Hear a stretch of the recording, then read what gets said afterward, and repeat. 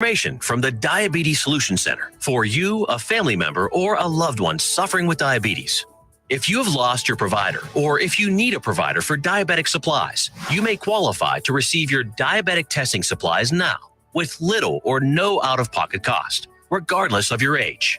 All you need is Medicare or private insurance to be potentially eligible. Call the Diabetes Solution Center right now for details. Just takes a couple of minutes. Our friendly, knowledgeable agents will give you free, no-obligation information, handle all the insurance paperwork, and make sure your supplies are delivered directly to your door for free. Call U.S. Medical Supply 24 hours a day. 800-597-9323. 800-597-9323. 800-597-9323. Call right now. 800-597-9323.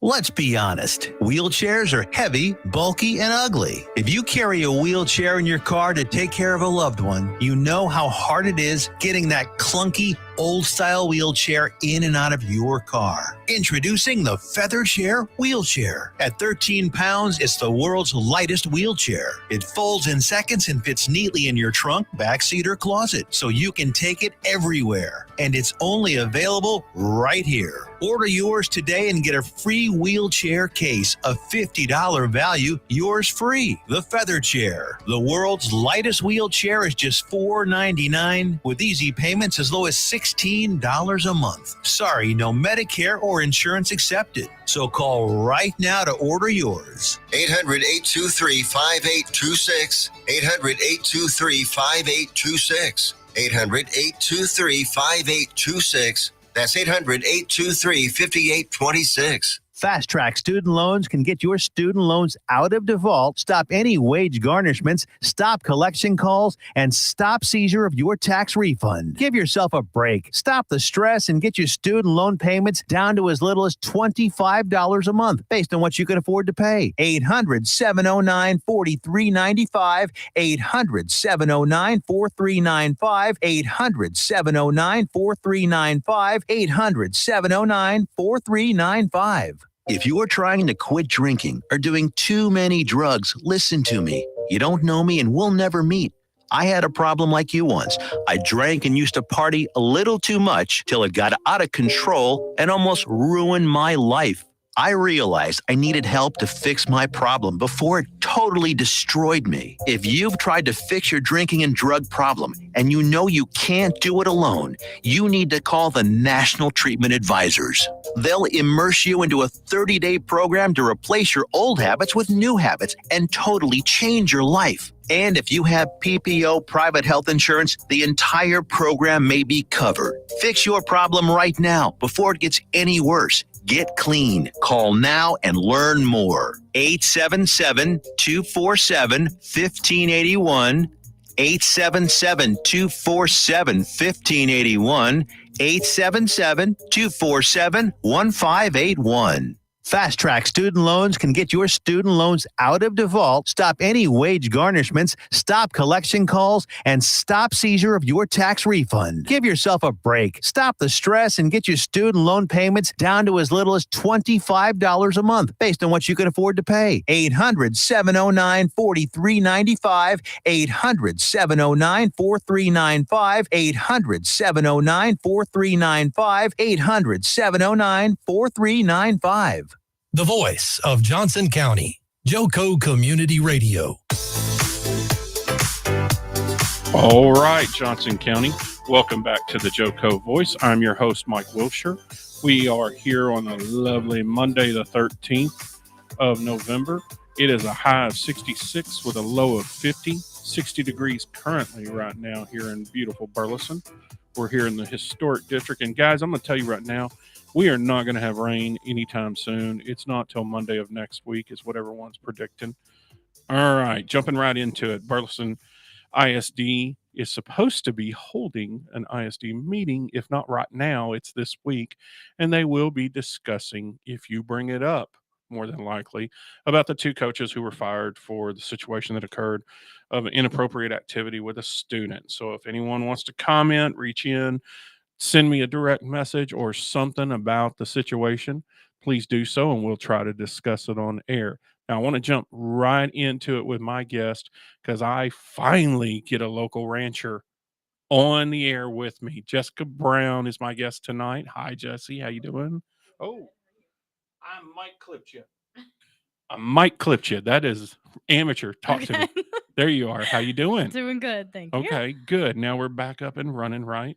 Okay, so you are a local rancher here to Yes. Johnson County. Yes. And so, like, your address, what is it? Like a Cleburne address, or Yes, is it? it is a Cleburne address. So if I wrote a letter, so you're a Cleburne. Yes, Cleburne. What do you call it? A Cleburneonian or a Cleburneite or Cleburneite? Cleburneite? Yeah. Isn't that weird?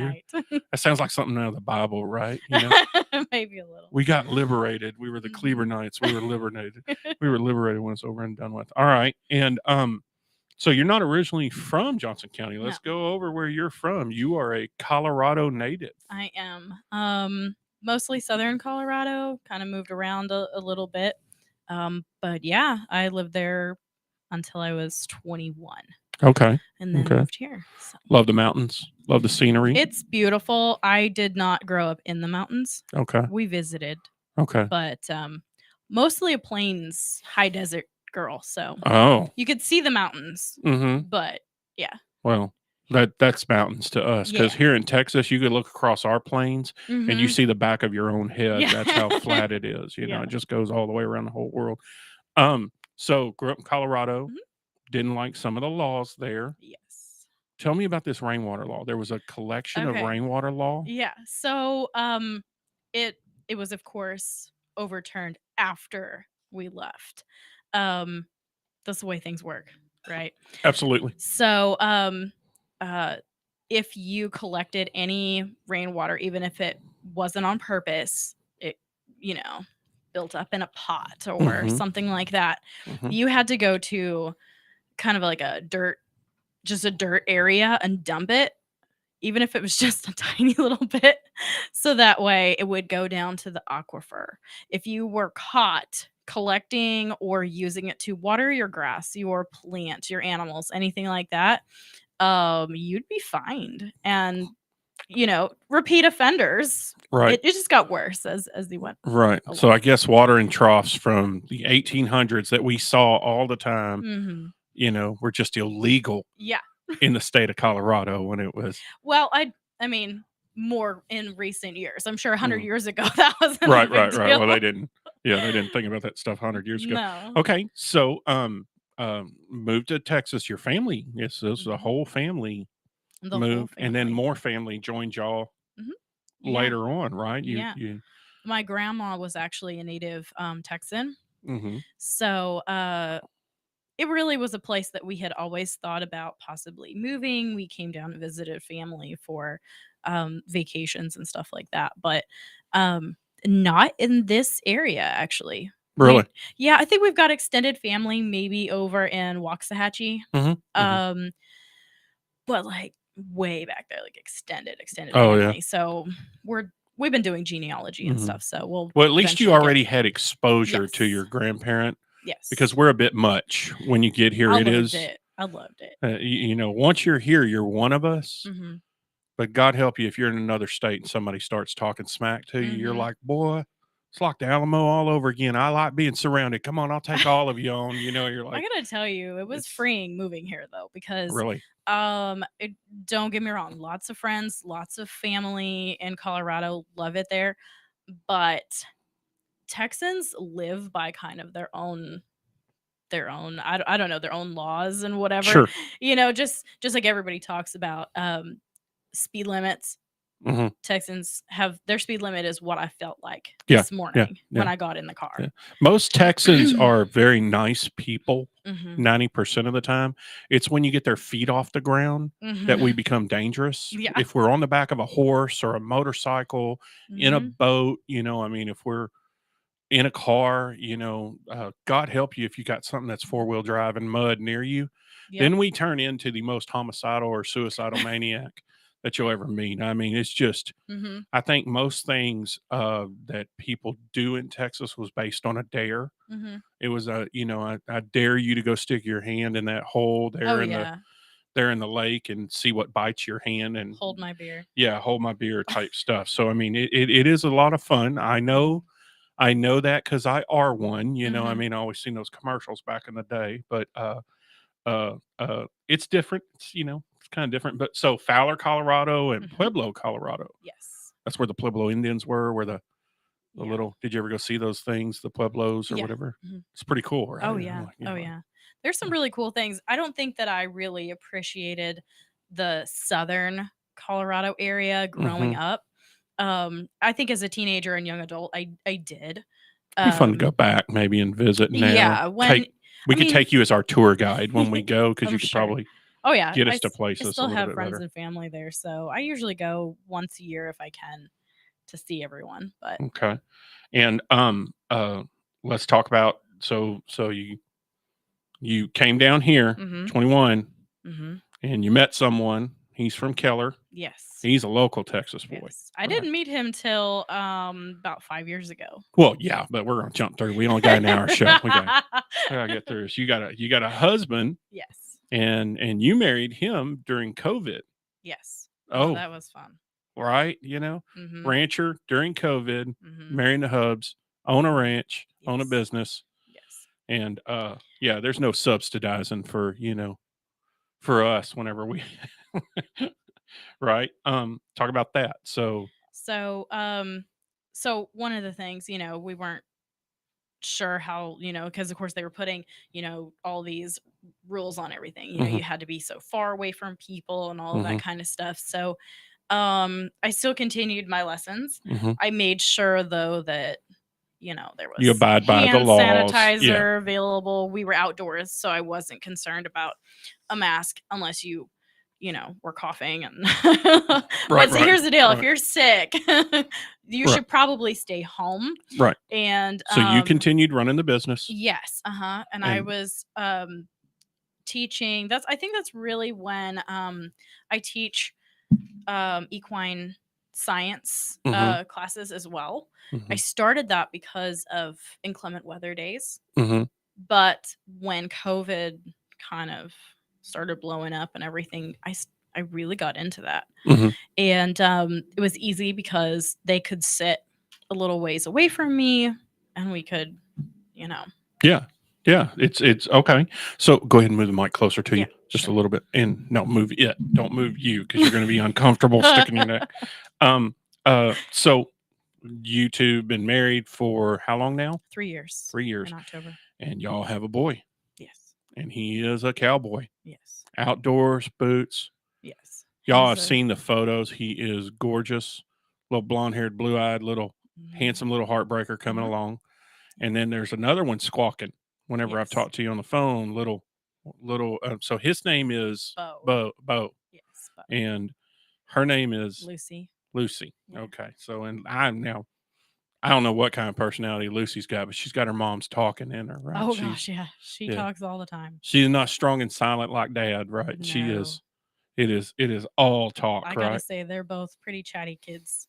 And he's obsessed with horses. Bo's obsessed Horses, with horses and tractors. tractors, trucks. Oh man, that's Mhm. I had Mhm. all girls, and it's just Sorry. I know tea parties and Barbie, and fortunately, I was able to turn my oldest one into a tomboy Mhm. somewhat. She's into DC, she's into Marvel. She knew how to hold things for me whenever I was working on a Yeah. car. Wasn't afraid to get her hands dirty. Boy, she can load up the back of the truck with branches and oh, she'll show people. They're like, "There's no more gonna fit." She's like, "Watch this." I'm like, I "I got was this from a my daddy." tomboy, so my dad's a mechanic, so I helped him, I helped build things. I had younger brothers, so Right. everything was very And so this is a lifestyle for you guys. yes. This was a lifestyle for your family. Yes. This is going to be a lifestyle for your family now. Yes. Your current, upcoming, what's Mhm. coming ahead. And they already love it. And the 2 boy's years old into it. and He's always wanting to be outside. yeah, oh gosh, he cries if I bring Mhm. him inside. He Mhm. throws an absolute fit. Right, right. And I mean, like, let's talk about this for a second. I mean, being a rancher, I tell people, they always say, "Well, I'm thinking of getting a horse for my daughter." And I'm like, "I know your daughter. And they're like, yeah, and I think it would be okay. First of all, let me explain something to you. Owning a horse is like having a toddler Yes. that never grows up. Mhm. Okay. Now, I love horses, but I'm going to tell you, they're dangerous at both ends. Okay. There's something always coming out of them or going into them. Mhm. You're going to spend a lot of money on this animal. You have to have shoes. You have to have their teeth taken care of. You've got to constantly brush them. You've got to watch out for them.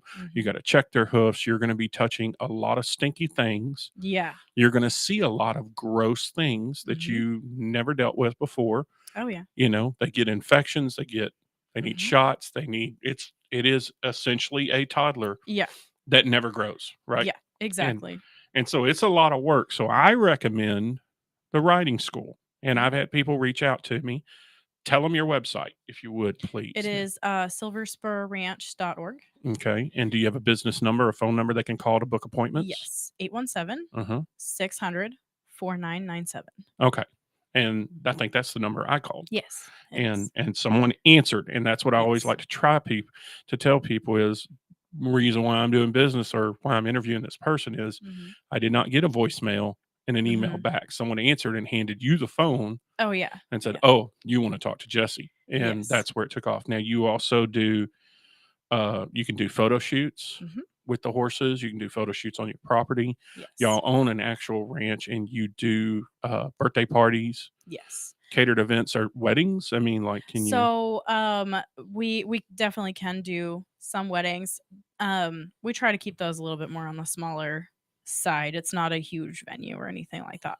Well, anybody So my age getting married is going to be on the smaller side because when you're 50 years old, you don't Yeah. have 200 people show up to your Well, wedding let me unless tell you're a you, mafioso, things have kind of changed. A lot of right? young people, they want smaller weddings. They My daughter want did. your old-fashioned backyard wedding, which Yeah. is what my husband and I did. It was My yeah. daughter didn't do a backyard wedding. She did at an event place, Uh-huh. but it was all right there. It was Mhm. one little Yeah. thing, and it was great. Yeah. It was a beautiful wedding. They brought in like one of those stone pizza grills or whatever. Mhm. The caterers had pizza for everybody because that's my daughter. If you know my Mhm. daughter, you know that's her brand. She's her first date with her husband was he took her to Whataburger because that's what she wanted, and he said that whenever he married her, he was like, "That's what I want. You get whatever you want whenever Mhm. you want, right?" So let's talk about when you originally started teaching, though. So, I was, we were new to the area and I started applying for jobs and we ended up with uh kind of a little bit of a scare with my mom. Cancer scare. A cancer scare, yes. Hmm. And actually I was going for an interview the day that she was supposed to be getting the results. Hmm. So she was in with the doctor during my interview Hmm. and they were going to give me the job. And Hmm. I said, well, I will tell you for sure Hmm. once I know her diagnosis. And I ended up not taking the job Okay. because it was stage 4 colon cancer, Okay. and she's recovered and all of that, which is great. But I decided to be the caregiver. So she told me that that was great. She was appreciative of the help and all of that, but she also wanted to make sure that I had a life. Okay. And I always loved just kind of friends and family, teaching them how to ride and stuff. And it So evolved into a just business. recreationally, yep. How old's your oldest student you've ever had? 70. 70-year-old student 70. got on a Uh-huh. horse, right? And then you teach 3 and up. Yes. Okay, so they got to be at least 3 years At old. least 3. They got to have their parents there with them. Hmm. And we've talked about this. So as I mean, obviously, teenagers and stuff, it's a liability issue. So you need parents involved to Hmm. understand. But it's also a lifestyle that you're teaching when you teach Oh, people yeah. to deal with horses. You can't have negative attitudes. And I mean, fortunately, we got Yellowstone and things like that teaching people Now. about that now. But Uh-huh. when you started off with this, you've been in this business since 2015, right? Yeah. Mhm. You've owned your business since 2015. Since 2015. So I tell people, I mean, being being a cowboy, being a cowgirl, somebody that's on the back of a horse, you have to understand you're on Hmm. something. You're not. This Yes. isn't a car. This isn't. No. They're afraid of plastic sacks. They have a mind of their own. Right. They are hungry. Right. They are tired. Mm-hmm. Something sore. They Mhm. can't tell you. You Mhm. know, just like you were talking about a toddler. Mhm. You know, they're sore. They can't tell you that something hurts. They can't tell you that they're hungry. You know, You have to you watch for have these to things. You watch. have You to have be to a know parent. them. You have to lift their hoofs up. You have to check their teeth. You have to Mhm. touch things and see. You're feeling. That's the whole brushing them before you get on them, brush them after you get off of them. Yes. All these things that you're reaching Well, your hands out and and touching. that's a hard concept for a lot of people, including not just children but adults. They don't understand why you would want to brush your horse after riding them, Mhm. even if it doesn't look like they've been ridden. Right. And so the simplest way that I have learned to tell people is you're thanking them. Right. You know, thanks. You did a good job. Mhm. I want this to be a positive experience for you because then Right. next time it's going to be a positive experience for me. Right. So, I had one that he would eat apples. He would see mhm. me coming, and he got not like I don't know what it's called, but not diabetes, but I just couldn't give him as much sugar. Yeah. And I don't know what it was, but they told me I had to give him carrots, and I think he was very mad when we Yeah. swapped over at first. He was not too happy. So mine eat watermelon. Oh yeah. And it's the funniest thing. So the horse that I grew up with, Mhm. her name, well, her nickname was Babe. She was Mhm. a registered Arabian Mhm. mare, and so her name was Bathsheba. Mhm. Actually, odd choice in name because I Mhm. don't really think that was necessarily her personality. Babe wasn't necessarily her personality either because that evokes, you know, that she was sweet and Mhm. loving, and she could be, but she'd also use that against you. Mhm. And She's more if of a she was Cleopatra. if she was mad at you, she'd Yeah. like pick the person next to you to be loving Oh with. really? So, but anyway, Oh my so God, she that's like a was big overgrown puppy. she was hilarious. So she would you'd give her watermelon and she would start foaming. Oh, Like just the saliva with that. just because the idea of how All of delicious it them, is. well, Huh? no, I think it is the reaction with the Oh, juice. okay. Yeah, so they all kind of do it, but Mhm. she just had an enormous amount Mhm. of foam. Yeah. So it was funny. It was like she was a mad dog every Okay. time she ate them. I love it. I love it. So you guys, you got three favorites out of the bunch that you have. Let's talk about the three favorites that you have. Their names. So so of course Babe Hmm. was it, and I But the did current out of the so out out of of all the the animals current you have, ones, do you have two or three favorites? two Two favorites favorites. I'm currently. sorry. Yeah. No, it's Babe was okay. the original. I'm sorry. Yes, Now, no, what it's are the okay. two that you? So Peaches, Peaches. she is tiny Uh huh. and which is great For the because kids. kids love that. But you know, there's some adults too that are scared. You're quite a ways off the ground Right. if you're on a large horse. So Right. that's great. But I named her Peaches. The people that I bought her from, they used her for youth team roping. Hmm. And I asked them, I said, "Well, what's her name?" And the boy was just like, "We don't have a name for her." And I said, "Well, there's got to be something you call her." Hmm. And he starts laughing and he says, "Well, do you know those little yellow chickens?" And and I was like, "Yeah, I guess so." And he says, "Well, whenever my dad, who was a bigger guy and she's tiny, whenever my dad rides her, it looks like he's riding one of those little yellow chickens." Hmm. So, anyway, I decided that I wasn't going to call her chicken like they Hmm. did.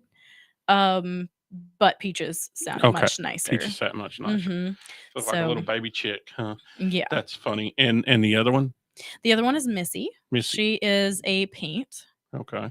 and she has been so we belong to several reenactment groups, Hmm. and she's done reenactments for probably the past 15, 20 years. Talk to me about a reenactment. What do you do in a reenactment with the horses? So like Western reenactments, Like 1860s era, 1860s, early 1900s, Okay.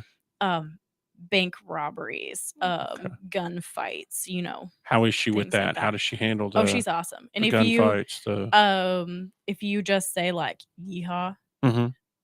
well, this is when she was younger. She doesn't do it now. Mhm. But when you'd say yeehaw, she'd just go Oh, because she really? knew that was the word. Really? That was Now you her. say yeehaw, and she's just like, Yeah. okay, but I don't want to. Yeah, you're gonna have to So you have to yeah, rub me in the guts you're just a gonna little have to bit to give get me a me. little bit more Yeah. of a sign than just Yeah, yeehaw. yeah, right. And So these are like single action shooting yes, societies and stuff. Is yes. there one you're associated with right now? Ghost of Buzzard Flats. Ghost of So Buzzard Flats. Is that a yes. just look it up on Google and that's Um, something?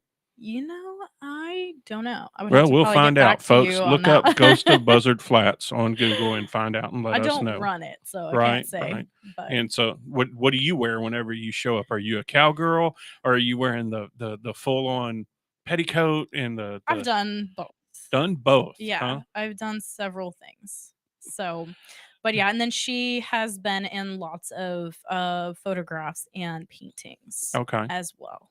Okay. So, So if I wanted to do a session with my daughter, I wanted my mhm. daughter to do a little cowgirl session with you. About how much would that cost for me just to rent the space and the horse for me to come on with my kid? That is okay. So what I have Or do you do is the photographs I yourself or don't do the photographs myself. okay. So we make things available, and it's typically, that's details we would normally work out. Okay. Um, but we make it available that photographers can come there Okay. and take those photos. So one of my dear friends who just actually recently passed away, he brought a photographer out with him, and he was a Native American. Mhm. So he, That's the used one in my the horses. photos? Yes, Oh, yes, man. yeah.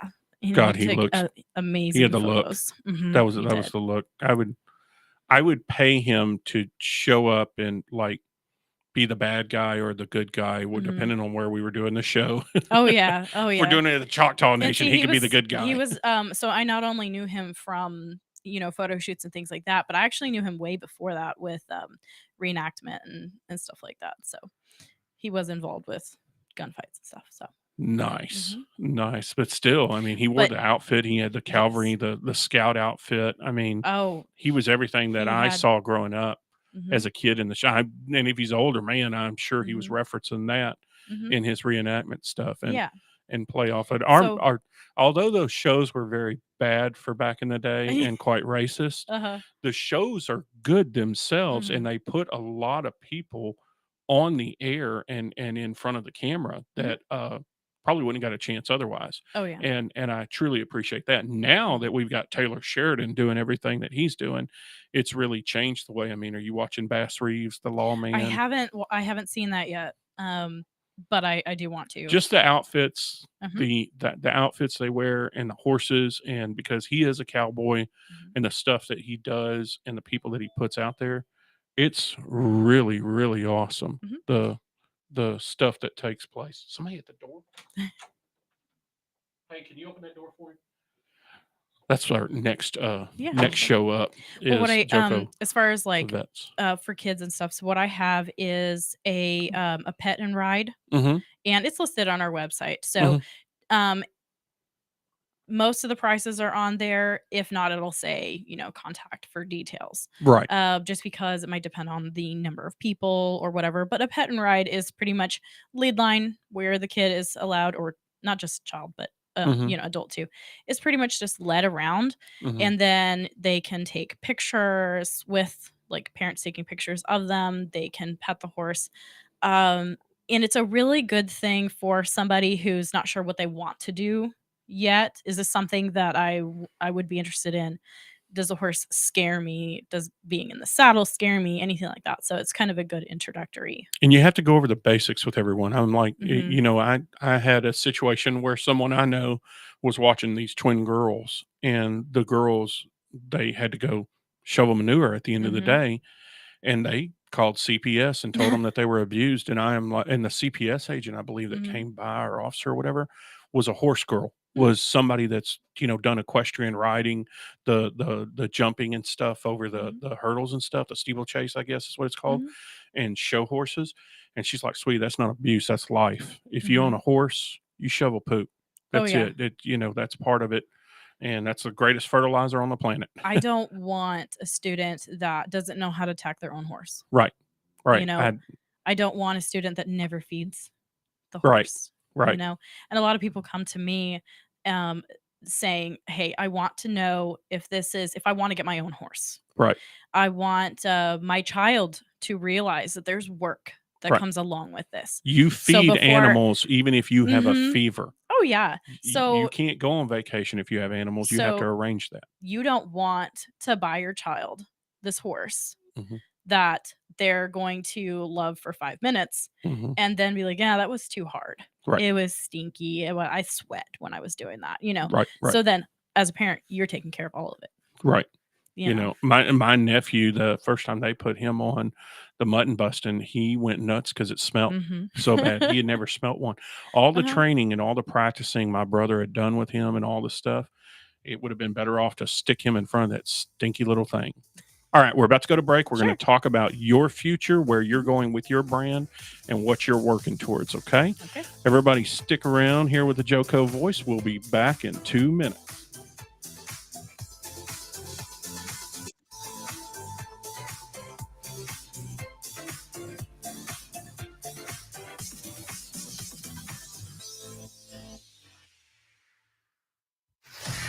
Attention all business owners and creative minds. Do you need a unique and personalized touch for your products?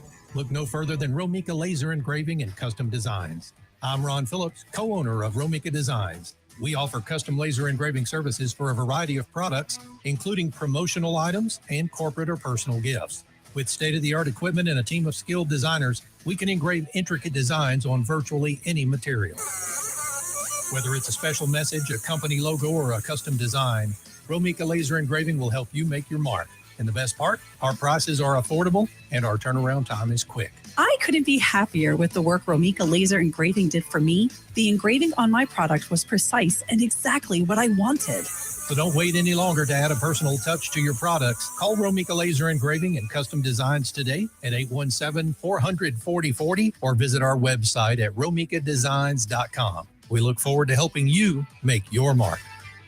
Fast Track Student Loans can get your student loans out of default, stop any wage garnishments, stop collection calls, and stop seizure of your tax refund. Give yourself a break. Stop the stress and get your student loan payments down to as little as $25 a month based on what you can afford to pay. 800-709-4395, 800-709-4395, 800-709-4395, 800-709-4395. Fast Track Student Loans can get your student loans out of default, stop any wage garnishments, stop collection calls, and stop seizure of your tax refund. Give yourself a break. Stop the stress and get your student loan payments down to as little as $25 a month based on what you can afford to pay. 800-709-4395, 800-709-4395, 800-709-4395, 800-709-4395. You're listening to Joko Community Radio.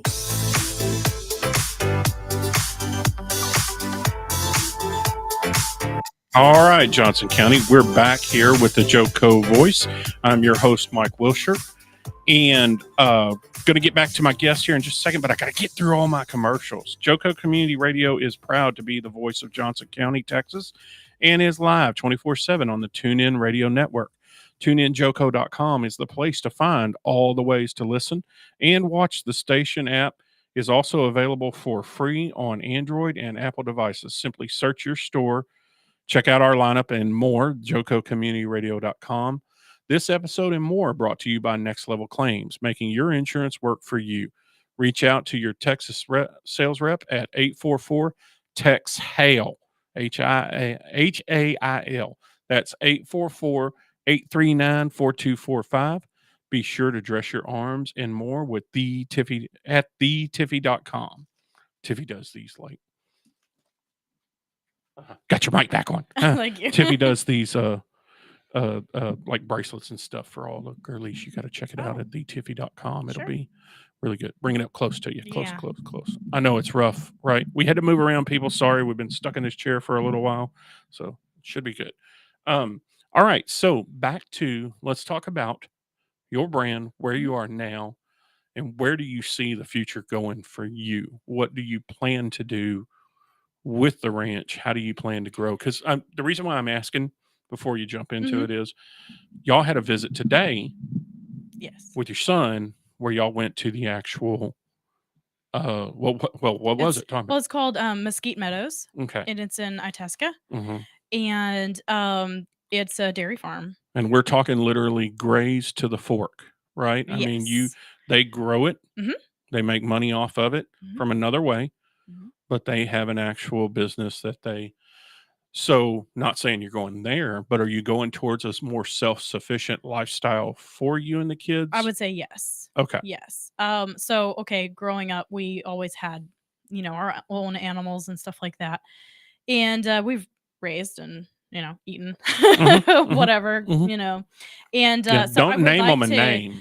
No, we Name would them name bacon them. or Yeah, we had pigs. beans and franks. Yeah, And, we had pigs, and we would yeah. name them, bacon and ham and sausage, and it was a new name every day, so that way we wouldn't Yeah. You don't get get attached. close. My aunt would always tell my uncle that, like, if I get attached to it, Mhm.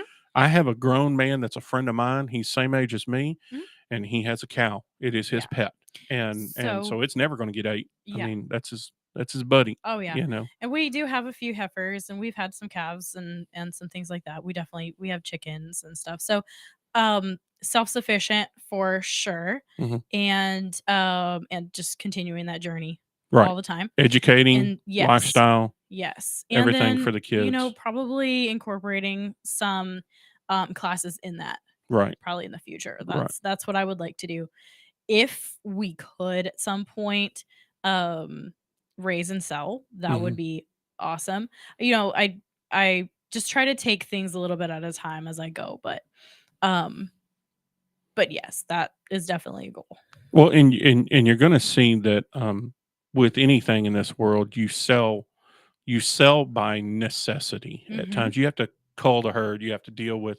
So, if you're raising dorpers, if you're raising any particular animal that's a meat Mhm. source for people, as you find one that doesn't breed well or has complications in breeding, Mhm. or there's situations with it, well, then that's the one. It's survival of the fittest. Yeah. You're weeding them out of the herd so that you can grow other stuff.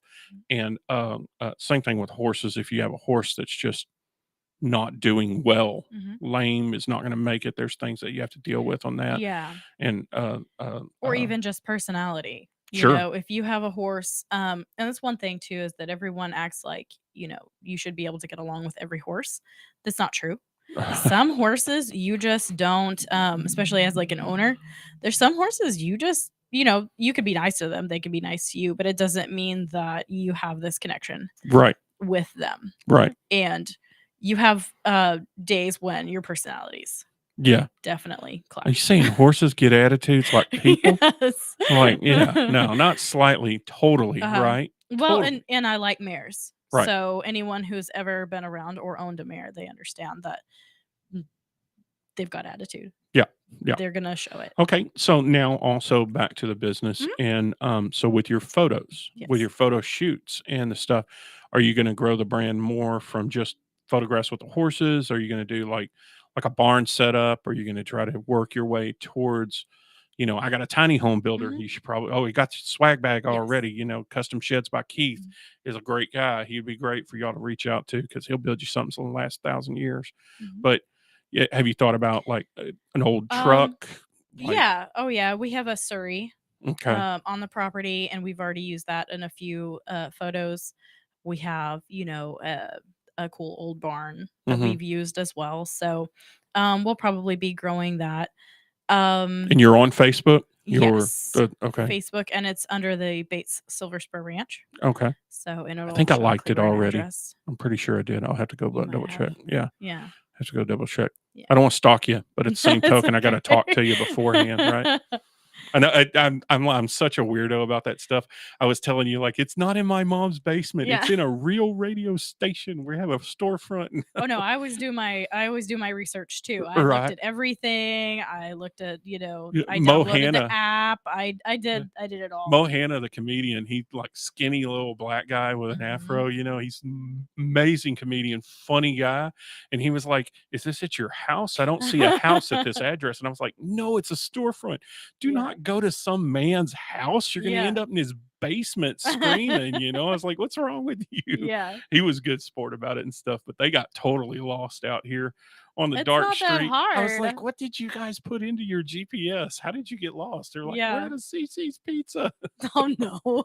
How are It's you definitely even? not there. Yeah, it's nowhere near a CC's Pizza as far They'll as be I happy know. with the business, but it's not Right, there. right. So I just you have to know Mo to know why he got lost. It was Mhm. just that's his personality type thing. But so you're gonna grow the brand, you're gonna Mhm. grow the ranch, you're gonna Yeah. grow out more pasture, So more land, more. yeah, and yes, definitely. And at some point I would like to incorporate trail rides. I don't currently have that. Mhm, But that is definitely where I want to go. And not necessarily guided mhm. tour a guided trail rides, but there's been somewhat of a need in the county for Right, places where you can just bring your horse and right. go ride. So, Yeah, and um and so you're. Uh, there are things that people are getting back to. mhm. And I have you noticed that? I mean, Oh yeah. obviously, we can say just with COVID, raising chickens. Mhm. I know if you go to local feed stores, they'll tell you, "Hey, man, we're doing all we can to keep up." Mhm. Like I've actually tried to get guys from feed stores to come on and do interviews, Mhm. and they're like, "Man, at 5 o'clock when we close, I'm so tired. I don't want Mhm. to talk about chickens anymore. I don't Yeah. want to talk about feed anymore." If you call any of the big poultry companies, Mm-hmm. because that's where, if we're not raising our own, Mm-hmm. we'll order from them, and it takes like a day or two to come in. Have you ever ordered before? No, So they tell come me into about the that process. post office. Uh huh. You can order them Baby online, or you can chicks. call. They Yeah, come they've into the been doing post it for office. 200 years, right? They're Like, they're only a day old, right. 2 days old, Mm-hmm. depending on where you get them from. We've Mm-hmm. been getting them from Waco, Mm-hmm. and it's cool because the postal workers love it. People that come in, they're like, Oh, "Are those absolutely. chicks? Do you hear Yeah. chicks?" Yeah. Yes, those are mine. Mhm. But when you do contact them, they typically do run out anyway. But since COVID, it's been ridiculous. Right. You had better, get in, and sometimes there's even a waiting list. Right. So, Because everyone's doing it mhm. now.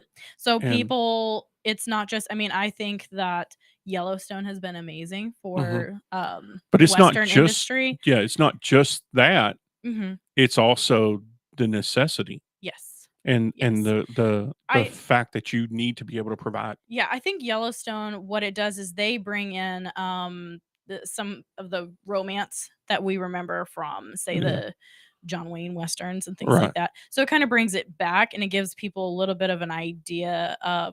So that way they're not necessarily asking stupid Well, questions to actual ranchers. I get But haters because I have been a rancher. uh-huh. I've owned my own acreage. Mhm. I know. Okay, first of all, you can't be talking about how you're always broke when you're driving a brand new truck that's got 100 miles on it. I mean, those Mhm. truck. You seen the trucks they're driving on that Oh shit? gosh, You're yes. like, good God, that's a hundred Just thousand sell dollar the truck. trucks and save the ranch, Yeah, guys. that's right. There's always somebody selling an old flatbed that you can keep Yeah. running. I'm You know not that you're saying that Yellowstone is necessarily real accurate. life, Yeah, right. Right. but You can't it commit that many murders and keep your ranch up no. and running. I'm But it's sorry, but nice because so many people have wanted to move away from the ranch, move away from the farm. Think of hmm all of the family ranches and farms that existed, and right, it's just gone. right, And so it's made everyone excited to do that again. right. And the necessity has too. So I guess what I'm saying is, instead of it being a negative, like food prices are going up and we might have to, take Right. care of our family, Right. instead of that being a negative thing, it's actually been a positive thing with some of these shows that have And been coming out. I watched the show. Mhm. And the person I can relate to on Yellowstone, and I'm going to tell you a little story first, is so I was 20 years military. Mhm. So, obviously Casey is my, Yeah. Navy SEAL. I was an Mhm. operator. I did things. I wasn't a SEAL, but I did things in the military and I was a Mhm. tough guy. But when I was a kid growing up, my mom, out of everybody in the family had a responsibility. My brother was really like the mechanic. Mhm. I help my mom bake, Mhm. so I can make fresh bread and I make fresh rolls and stuff like that. Mhm. And during this time of the year when it cools down, my mom's like, "Are you gonna bake for us when we get up there?" It's like, "You know how to bake this stuff." She goes, "Yeah, but it's so much better when you do it." And I'm like, "Yeah, but I don't do it all the time." So I relate to the Mhm. cook, the big guy in the house that's making all the stuff. I'm like, "See, that's the job you want." So there was one scene that he did with Kevin Costner where he hmm brought in all of this healthy food and everything. It was the first time like fancy healthy food, and it was apparently the first time Kevin Costner, he didn't even know this was going to happen, so Right. his reaction in the shot was real. Oh, He really? was grossed out by it. It because was I think he priceless, huh? said like chili dogs was what, is Yeah. Kevin Costner's favorite or something like Oh, that. really? So when he And saw that, he was like, "That's gross. Do I have to eat that for the show?" It was real. It was huh? real. It was really his response. Mhm. I can understand. And so going knife to fork, Mhm. from the grass to the Mhm. knife and fork on your plate. I see a lot of shows about that, a lot of YouTube, a lot Mhm. of stuff like that. Tax stores. I know that whenever I talk to tax stores about coming on the show and doing an Mhm. interview, they're so busy. I Yeah. mean, just you can hear just the level of it. And I know that Mhm. whenever we had to, my friend's horse had to be put down, and there was a Mhm. long story with colic and different things, and he was just old, and it was time for him to go, and we called for the veterinarian to Mhm. come out, and that was one expensive. People go, I want a horse. Oh, Mhm. really? Do you have about $3,000 saved up at any point Yeah. in time in your bank account? Because that's what it's going to And cost. that's why it's really important to know that it's a passion and Right. something that you love before taking that dive. And a lot of times people will come to me and they'll be like, "Hey, I want to buy my daughter a foal.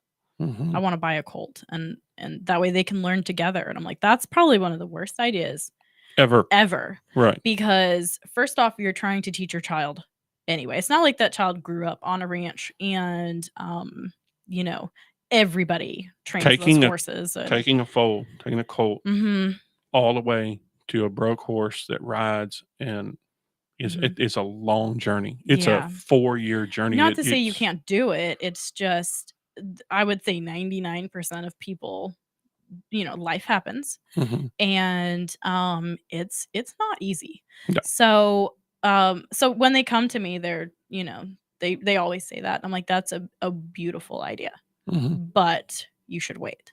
Right. Ride, make sure that they know how to ride, make sure that they know how to groom, make sure that they know that this is a commitment, something that they're going to have to do every day. The animal can't go without food. You need to be checking things like, when we have these crazy rainstorms, Mhm. and it's just deep mud Mhm. for, a week or 2 weeks. We've had some before end up with abscesses in their hooves, Mhm. but you wouldn't know if you weren't out there checking. Well, I can tell you, So, like on my land, mhm, if you and your husband were to bring the horses down and stay on my land, there is a certain area that I would tell you under no circumstances let those horses get over there. That's where mhm, the old bunkhouse was from like the 1800s. mhm, Every day I pull some of mm. the metal from the springs that are broken. It's gotten up in my tractor and Oh wedged up in gosh. between. I rolled over a bed that I Mhm, didn't see and it just rolled up in the tractor. By the mhm. time I knew it, it was tearing stuff up. I had Yeah. to take it to my buddy's house and he worked on it for days just getting it out. He finally managed to pry it out. Mhm. So that's something that gets in a horse's hoof. That's dangerous, I Yeah. mean, people are like, "Hey, can I come shoot?" Yeah, but the problem is I need you to police your brass. I need you Mhm. to pick everything up because later on that's going to be a situation with my animals. So, Oh, yeah. you know, you run into those type of things that you're dealing with on a regular basis with Mhm. animals. And I don't think people realize that it's a 24/7 job. At 3 o'clock in Yeah. the morning, the police could knock on your door and say, "Do you have a paint that's possibly loose?" Yeah, You're like, exactly. "I sure do." Mhm. And then you're up and out. Oh, yeah, and it seems to be always the most, inconvenient times Mhm. that an animal is loose. Right, right, right. Or, they're sick or something like Yeah. that. So yeah, it's Yeah. it's a commitment, You're in your but I nightgown. figure if it's kind of twofold. If Right. you can, raise children, you can have animals. If Mhm. you can have animals successfully, then you can raise children Sure, successfully. sure. So, Uh, um, do you have so yeah. dogs? Do y'all have any dogs? Yes, How do they do Australian with the Shepherds. horses? They're good. They're They're good. Australian Shepherds, so Mhm. that's Yeah. natural for them. Yeah, and of course, my horses are not scared of dogs. Right. If a stray dog gets in the pasture, they will chase it. Yeah. Well, of course, Peaches, because she was, a team roping horse, Mhm. so she loves chasing things. Oh, yeah. Yeah, We had to, absolutely. we've had to help friends move cattle and things like that, and she loves it. Do you have a pen set up, or talk to me about, do you have it set up to where people could practice breakaway roping? Not currently, Okay, is that a but future thing? yes. So, we were talking kind of about, how you said that your family, everybody had kind of their own job and yours was baking and stuff Yes. like that. Well, my, Well, it was mainly carpentry, yeah, but whenever it was cold and wet outside, or yours whenever it was was a baking. party and we were doing stuff and I Mhm. wasn't in the carpentry shop, I was in there with my mom kneading bread, and she needed Mhm. strong hands that didn't have arthritis to do Oh, kneading yeah. of the bread. So that's Yeah. why I just got Well, elected. um, so my dad is a welder and a Hmm. mechanic and things like that. So, the plan is to kind of build a few of those Okay. things. Okay. But, I kinda leave that up to him. I have welded before. Hmm. I enjoy it. But it's definitely not So, my focus right so you're now. telling me it takes a little more effort than 30 minutes on a little show where they show you, Oh, yeah. on YouTube, and this is how Mhm. easy it is to weld a Or fence. like This is the how easy it is. ultimate cowboy challenge Right. things where they're like, "You're gonna run and you're gonna do this," Hmm. and it happens within a matter of, like, 3 to 5 minutes. No. My favorite one was the one that Ty Murray did, where it was Mhm. like they had Rocket Ishmael was on it and Vanilla Ice was on it, and it was Mhm. like a I don't think former I saw MMA that. fighter. Oh, it was so great, and they taught him how to be bull riders. Mhm. And like he's dead now, but not because of this. But Francisco Quinn, who was a famous actor, he was in like the movie Platoon. Mhm. He cracked a rib, Oh and gosh. it's like one of those Widowmaker like type cracks. I mean, it's Mhm. like whenever Ty Murray brought him in, he goes, "This is my doctor. This is my orthopedics. He'll tell me." And this drop dead good looking cowboy standing there, who's an orthopedic surgeon out of Houston or whatever, Mhm. and he's like, "Yeah, if you get back on a bull, you'll die. I'm sorry, but your career has ended in bull riding." And so he was done. And they Mhm. had like Johnny Fairplay, who was this dude on Survivor, who was just like a Mhm. real schmarmy little guy, and they Mhm. stuck him on that bull. And I watched that just to see if that bull would kill him, because he's such an annoying guy. And unfortunately, he held on, and he was quite cute to see him evolve from the bad guy. And Vanilla Uh-huh. Ice was on there; he was very entertaining. Mhm. And Jewel sang to him and stuff because she was married to Ty Murray. But it was a Mhm. good show for its time, and I I'll have thought to it was. look it up. Oh yeah, they had like You a know? bunkhouse they'd hang out in, so it was kind of like the real world or the Mhm. surreal life or something, but with people trying to be cowboys. Yeah. And I'd watch anything like that, because people don't realize the lifestyle. Mhm. You think we dress the way we do with the boots out like they are because that's the way we like to dress. No, Mhm. that is keeping crap off of your There's a reason. yeah, your slop down to your Yeah. pants. Well, and here's the thing too. People are always thinking about talking about, oh, this about cowgirls and how they dress and everything. It's not what you find when you Google. No, no, Well, no, that's no. not how we dress. No, no, no, that's And going to Taylor Swift yeah, concert. yeah, That's a Swifties. yeah, that's People are different. confusing Swifties with cow. Most Mhm. cowgirls I know, I have walked out to ranches, and Mhm. they are wearing these big rubber boots up to their knees, but it's Mhm. 115 in Yeah. Texas, so they're wearing shorts Yeah. Uh-huh. and like a Or, if you don't know, people are coming over pajama pants right and pajama pants. it's not glamorous. It is fulfilling. Right, right. And it makes you happy, but it's not always a glamorous life. I gotta tell you, I was in not Taco Bell, Burger King Uh-huh. in Glen Rose a few years ago, and Ty Murray was over in the booth, Oh just wow. like across from me. Yeah. I was trying to figure out how to take a picture without being like Did you have creepy, like hearts creepy. coming off your head? I No, mean, was I it just like, thought it was cool, oh, I'd and have walked right up and and said, "Don't look at me," and then just snapped a photo and then walked away. I mean, well, like, I don't like to be intrusive, right. especially if you know that someone's somewhat of a, obviously a celebrity But like he especially is. when they're eating. Yeah, If he's and he's eating, trying to be just a normal person. Let right, let them sit there and eat and enjoy right. themselves. I just thought it was cool that I was having lunch in the same Yeah, I'm in the same vicinity. vicinity of, like, you feel that? You feel that energy? Uh-huh. That's cowboy energy. I got Yep. that. Like, have you ever heard Bill Engvall talk about riding the bull or Mm-mm. riding the bronc? He was going to No. be a bronc, but oh, you got to go home and listen to that. He's going to be a I'm bronc sure my busting. husband's seen it. He loves him. And he goes and buys like the $100 glove, Uh-huh. and it's got the rosin on it, and he's been working it for a week, and he goes to like you ready, cowboy? We're gonna do this, cowboy. We're gonna get you out here, cowboy. You ready? And he's like, I'm ready. And so they yanked that gate open. He goes, and I'm spurring like the national finals rodeo. Oh, gosh. And he goes, and they lead this horse out. Some guy named Ed's leading the horse out. And I'm just spurring away. And he goes, you doing it, cowboy? You doing it? He goes, I'm doing it. And he goes, get him, Zeke. And the blue heeler comes out and barks at that horse right at the back of his, nips at his feet. And that horse bucks and throws him off. And he lands on the ground. And he goes, it knocked not only the wind out, the life out of me. Oh, geez. And he goes, I'm just laying on there going, and the guy comes up to me. He goes, you okay? And he goes, I'm going to kill your dog. He tells him, he says, well, Bill, I can buy that glove back from you for $20. And he goes, and I can hear my wife storming across the field going, no, sir. No, sir.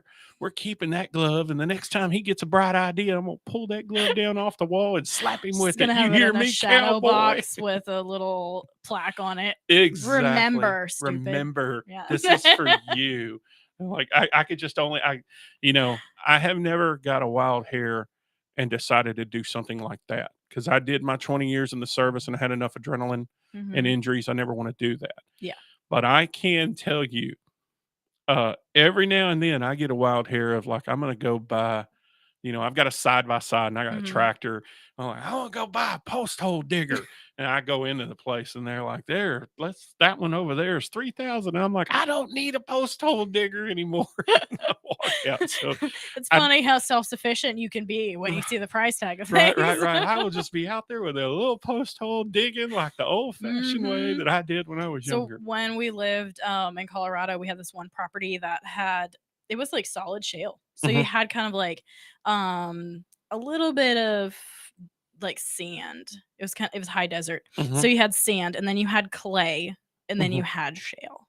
Oh wow. And I'm talking breaking through that deep. You needed a postal. Yeah. Well, we had to use like crowbars and things like that to get just through. To get through it. But I had teenage brothers, so my dad was like, "Here you go. Yeah, here you go. You boys ever heard of John Henry? Yeah. You're just going through the floor instead of through the wall, right? You're going instead of a tunnel, you're doing me a hole." Yeah. Now my property has sand, and I mean like beach sand. And Keith Fromm, the guy come to your house and dig it out and put it in my arena. I know, right? I could give you tons of it. We get bulldozers, loads of it. Whenever I dig my pond, you can have whatever's on the top. But I'm going to refer to this. Exactly. That's just evidence, right? This is physical evidence, everyone. I have to be held to it. This is a verbal contract. But I think that the best part of my land being like that with the sand and stuff is also the worst part of it, because you break through the crust. People are like, 4-wheel drives don't get stuck. Oh, do tell me, drive that way. Yeah. And there's times where you break through the crust and you're like, I got high centered, but you're stuck, right? You're still stuck, right? You're high centered because those wheels went down and you didn't listen to me. Yeah, exactly. So you're going to find out. 4-wheel, I've gotten everything stuck out there. There is nothing I haven't got stuck out there. I've always been able to get it out. But that sand and that muck and all that stuff that you get. But oh yeah, we've got I'd never experienced it till we moved here, but it's like black gumbo and what, I can't remember what they like, cliche clay or so. I don't know what they call it, but it's some sort of a clay. And so we have a mixture of that and then some sand, thank goodness. But you go out like to East Texas, you get that red dirt. You get like what's on so pretty. It's what's on but it's pretty, but God, when it gets on you, it's like Stains what's everything. on a baseball mound and on the pitcher's mound. And it's just on the car, it's on your clothes, it's on everything. And it's just so hard to get out. And then when you go down south, it's the desert sand. Or far west Texas, it's the desert sand. And I was talking with the lady. I went to the dentist today, and the lady was saying her husband was working in East Texas oil field, and he came back and his clothes smelled like the piney woods where she grew up. And she's like, "This is home. I smell my home." It's kind of awesome. Okay, my so home we got smells like 30 seconds left. And alfalfa. Pines and alfalfa. We got 30 seconds left. Plug your website again. So it's silverspurranch.org. And And the Facebook page is Bates Silver Spur Ranch, And a LLC, phone number. I think. 817-600-4997. And anybody can come and ride, and Yep. 3 to 70 years old, huh? Yep. This has been the JoCo Voice. I'm your host, Mike Wilshire. Thank you, Jesse, for being my guest. Thank you. And we will see you all next time.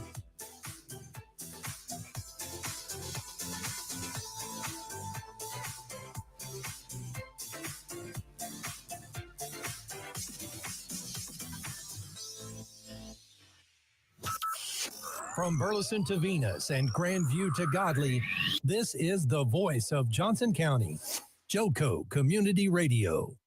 Hey, travelers, do you want to save money on your next flight? Then pick up the phone and call. That's right, call, because the best prices are not online. They're with SmartFares. See, SmartFares has special deals with the airlines. When they have unsold seats, they use SmartFares to fill them. So you get airline tickets at ridiculously low prices. Our prices are too low to publish online. With the extra money you'll save, you can book another trip or treat yourself to dinner or shopping. So stop searching all of those travel sites to find the lowest price on your next flight. Let one of our SmartFares expert travel agents find ridiculously low prices for you. Call SmartFares today and get the best price on your next flight. Guaranteed. Also, save up to 50% off business and first class tickets. 855-325-1820. 855-325-1820. That's 855-325-1820. Have you ever met a single person in your life that enjoys paying taxes? No one does. If you can't sleep at night because you have a huge problem with the IRS, I've got some free advice for you. This service is strictly limited to individuals that owe the IRS $10,000 or more in back taxes. And if you qualify, we can guarantee that you won't be writing a big fat check to the IRS, or our services cost you nothing. The first 100 people that call today will get a free tax consultation worth $500. Stop worrying about your IRS problem.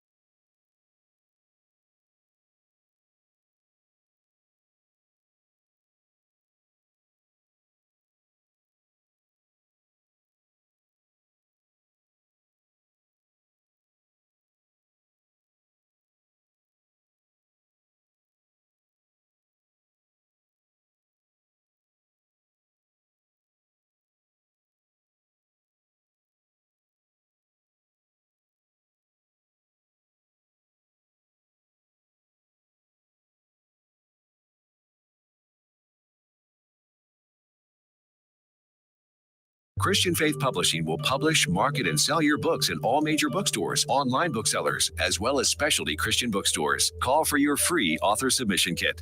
800-978-4812. 800-978-4812. 800-978-4812. That's 800-978-4812. Fast Track Student Loans can get your student loans out of default, stop any wage garnishments, stop collection calls, and stop seizure of your tax refund. Give yourself a break. Stop the stress and get your student loan payments down to as little as $25 a month based on what you can afford to pay. 800-709-4395. 800-709-4395. 800-709-4395. 800-709-4395.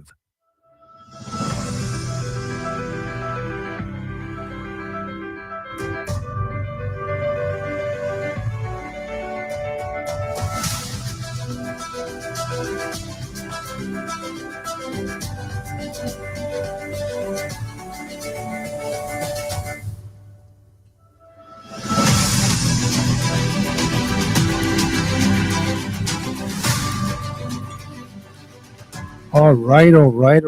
My name is Angelo Rocha. I am the host of Vet for Vets. Today I have a special episode. We're basically with the combined age of 22. I'm just kidding. Just kidding, fellas. Today I have with me three special young gentlemen who are Burlesonites and Johnsonites and Texanites. And today we're going to be kind of passing the torch down is what we call it. It's basically a show where we're going to talk about veterans and why our newer generation or our younger generation is going to be passing the torch on to the next generation and kind of remind them of the importance of being a veteran. So I'm going to pass the torch down a little bit and let each individual one of these guys talk a little bit about themselves. Some of them actually have a radio show here, Jake. Some have been on this radio show, Matt, Mick, and basically just tell kind of Johnson County of who you are and why you're here. We'll start with you, Jake. We'll go around this way. Start with the weird one. So it only goes downhill from here, guys. It does. So my name's Jake Wernette. I host Let Freedom Ring, the Great American Discussion here Tuesdays and Thursdays, 4 to 5. I go to school at the University of Texas at Arlington, pursuing a bachelor's in public policy and administration with the double minors, one in military history, one in German language, and have a lot of family who has served in the military, going back to World War I from family stories. So I can't imagine what the rest of my family has accomplished. And politically motivated here in the community. I ran for city council. I've interviewed Matthew Lucci on the show, running for the 25th congressional district in Texas. And I've met a lot of people, met a lot of good people in the community that I otherwise would not have ever met or had the blessing to meet in this community. And it really taught me one thing, is that we can serve this country without being in office.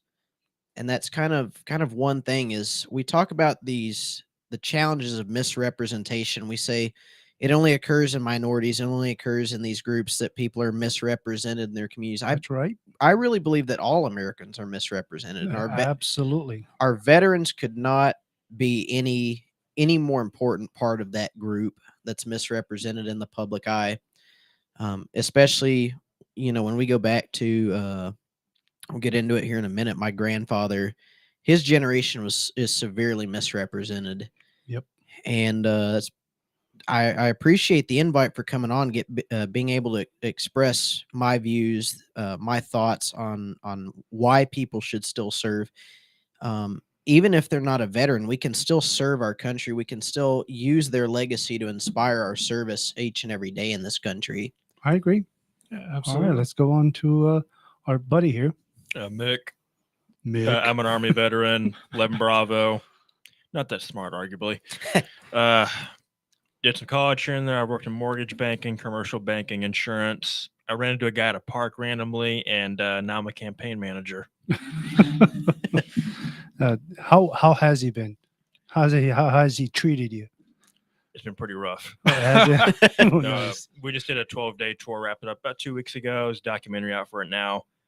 It's been an amazing experience, and we've been delivering hope to Texans. Most people feel abandoned by the representatives. They don't even know the representative, the veteran community in particular, and I can speak for that personally. It's kind of a little bit. It's weird hearing it from the young generation, because normally my generation, because I'm 44, and hearing it from you guys going on, knowing that it's affecting you, it should open up a lot of ears and a lot of eyes. Hey, look, if it's happening to these young 20-year-old bucks, it's going to be happening to the 40-year-old farts like me. So go ahead, Matt. Yeah, my name is Matthew Lucci. Those of you who watch Jake Wernette's show or listen to it, y'all should be familiar with me by now. Also check out LucciForTexas.com. Have to plug that in here. I'm running for say that again. LucciForTexas.com. Wait, one more time. LucciForTexas.com. Got it. Spelled out. On there, you can find actually our 30-minute documentary of our 12-day Take Our Country Back tour. I'm running for U.S. House District 25, which encompasses the majority of Johnson County, here where I grew up. As I said last time I was on here, I grew up playing baseball here in Burleson and against a bunch of these other small cities and towns like Rio Vista, Joshua, and went as far away as Everman. I'm not too proud of those beatdowns that we got when over there. But some of that was us throwing up our hands, but like, you know what, you guys get to win this one because I don't want to get shanked. But yeah, we've been very busy throughout these last several weeks as we've been building up our campaign and talking to voters. We talked to over 2,000 voters in the course of 12 days. And like Mick was saying, every single one of them had a story. Every single one of them had a reason to distrust the government, had a reason to distrust politicians. Many of them, no one had ever shaken their hand and said, hey, my name is this. I'm running for that. What matters to you? And that is one thing that we vowed to do every time we shook a new hand, is what is most important to you. And when we were talking about veterans issues in particular, a couple of things that I'm running on are reforming the VA system so that any military veteran can go to any hospital or clinic anywhere in the country and get physical or mental health care and get it covered, because our veterans have earned that care. And the other is we should not be taxing our service members or their families. And so for the most part, because you got to understand, veterans have all done a certain level of stuff for the military. Some have stayed behind. Some were stayed behind on their posts, and some went and fought in combat like I did. Yeah. I got shot at, nearly blown up, and I feel like, man, I tell you what, if the government told me, Angelo, you don't have to pay taxes anymore, my God, you know how much I would be flipping for joy, because I feel like, okay, now I'm finally getting my upcomings. Like I feel like karma is paying me back for all the things I've done for society, trying to do what I thought was best for my country, which I don't regret anything. I've done things that I felt in other people's eyes it's bad, but to me, I never thought of it like that. I thought of it, I was doing this purely for my country. So getting back at what you're kind of going off what you said about veterans, in case you're just tuning in, this is Vet for Vets, a show where I take local Johnson County veterans and I interview them, chit chat with them, bullshit with them. And we talk about their life before, during, and after the military service. But today we're doing a special episode where we have these young men who are kind of passing the torch down, or I'm passing the torch down to them, ensuring that they'll pass the legacy of people like me, people like Jake's grandfather, and other, maybe your future children, future grandchildren. So that what's going on is America has lost its way, and a lot of people know this. And one way that people have forgotten about the veteran is these gentlemen and gentle women out there that go through PTSD. They go through depression. They have addiction issues. They have gambling issues. I'm sure you, as a veteran, and you've dealt with people that I'm not pointing at you that you have gambling issues. You're not wrong. Porn addictions. Excuse me. I'm just kidding. But anyway, so what happens is these veterans get caught in a bad place. They get put in a position where they feel like they have nowhere to go. They have no one to turn to. So what do they do? They take pills. They take a gun and shoot themselves, all because they didn't do something called call somebody. When all they had to do is literally get a phone, their phone. I mean, granted, they don't have any more of those actual phones where it's hooked up to the phone line, but they have cell phones everywhere. All three of you guys, including myself, would be willing to take a phone call at 3, 4, 5 in the morning if somebody was truly going through a mental issues. Okay, if they were going through something. If you happen to be listening to this right now and you're going through a divorce, you have financial issues, you're depressed, you're going through PTSD, you have some kind of gambling addiction, there's a phone number for you. It's a national suicide / intervention hotline. It's really simple. Ready? It's a long, complicated number. It's called 988. 988, you type that in, somebody's going to answer the phone.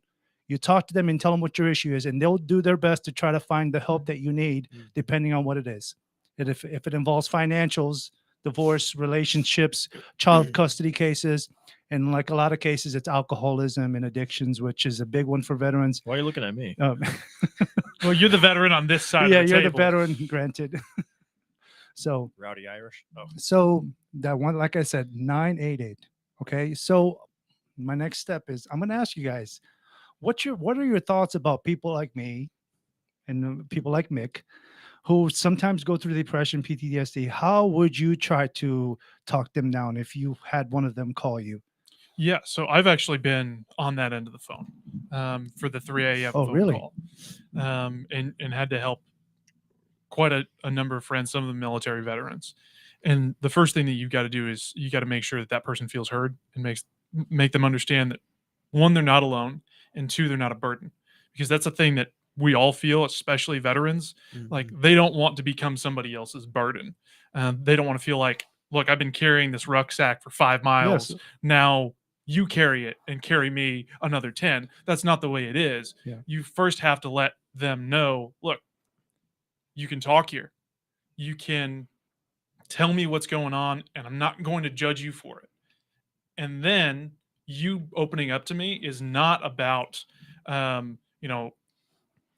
you putting a burden on me. It's releasing some of that so I can understand, be better able to help you. Those are the two first and foremost things. How that would you gotta feel do. if somebody's too proud of themselves? Like they feel like they're too much of a manly man to contact somebody. How do you get through to those people? Because there's a lot of them, a lot of veterans. They feel like they don't have to get help from anybody. They just rather do this alone. How do you get to them? Yeah, I think that's Those are the ones you truly have to get to. Yeah, absolutely. And I think that a lot of men in general are like that, where True. they harbor things inside and they feel like they can't talk to anybody. There's no one that they can go speak to. And so the first thing that you got to do is work to break down that barrier as, hey, this doesn't make you any less of a person, to just tell me what's going on. And Right. and for those folks, it might not be tell me how you feel. It might be tell me like what the situation is that Yeah. you're in. Like, hey, do an assessment of the situation and just Mhm. say it out loud with me here. Yep.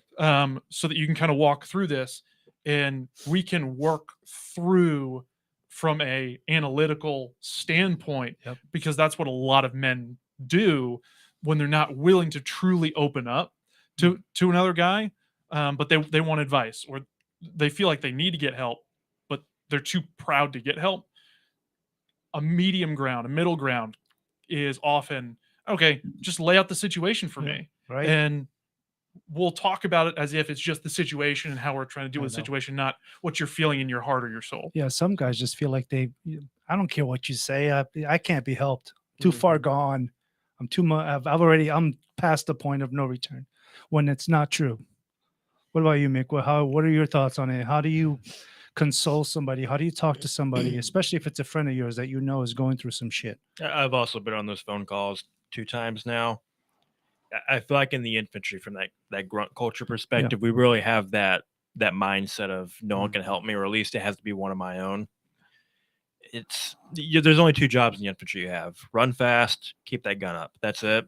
And if something's interfering with that or prevents you from doing it, whatever, you're less of a man. You can't do your job. You're not a real rifleman. Yeah. That eats away at dudes, especially the longer you're in, the more your knees start to hurt. And this starts compounding. Then you get out, you're alone, you're away from your guys. And it just starts to build up. That's what I've seen. And I'm on the fortunate. I have a really tight family. A lot of my family are veterans. I can talk about this. Yes. Most people don't have that anymore, though. There's no real It's family true. structure left. And No, it's not, because I hate to bring up politics, but that's literally they're trying the left. Divvy us up. In case you don't know me, I'm very conservative. I'm a very pro-American, pro-police American, and I believe in the American way of life. And sadly, the left has been trying to destroy the nuclear family over the years. Well, you can't have a real nation without a family. So there's the Absolutely. intention. But I'm sure you, as I'm not going to gauge how old you are, but I'm quite sure you're seeing it, how they're slowly trying to destroy the nuclear family. They're trying to destroy by confusing young children about what they are. They're trying to confuse mindsets in colleges. It's intentional. It's evil. Yeah, oh, I know. It's like I saw this meme on the internet the other day where it was this girl. She had her cap and gown from graduation, and then on the top of the hat it says, "I survived college without being a brainwashed idiot or liberal idiot." You know, But you repeat yourself. Yeah, basically, it's like, you know what's happening in colleges. You got these people who just have a certain mindset. They're trying to push their agenda on these young kids. On the note of brainwashing, and I'm 22. I don't know if that was close to what you were thinking. Something like that. Yeah, I graduated high school a year early and joined the Army at 17. Great idea, right? This is what I've noticed. I've had 2 attempts at university. I'm at Tarrant County College, and I used to be at Texas Tech.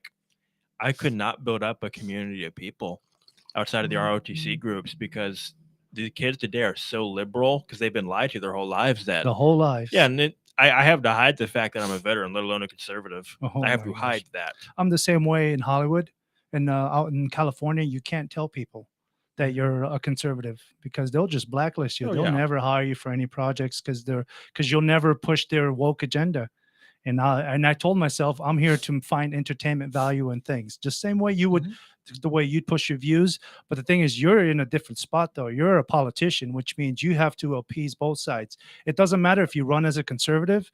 When you win the position, and Roger Williams has to use his walker out of his position because that's probably how old he is right now. I have no idea. How He's old like he is. 75. Yeah, something like that.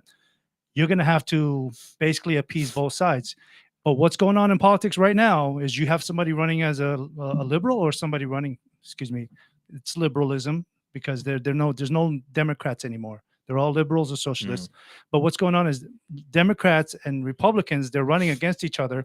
And when Democrats win, their platform is just all Democratic stuff. They forget about the right.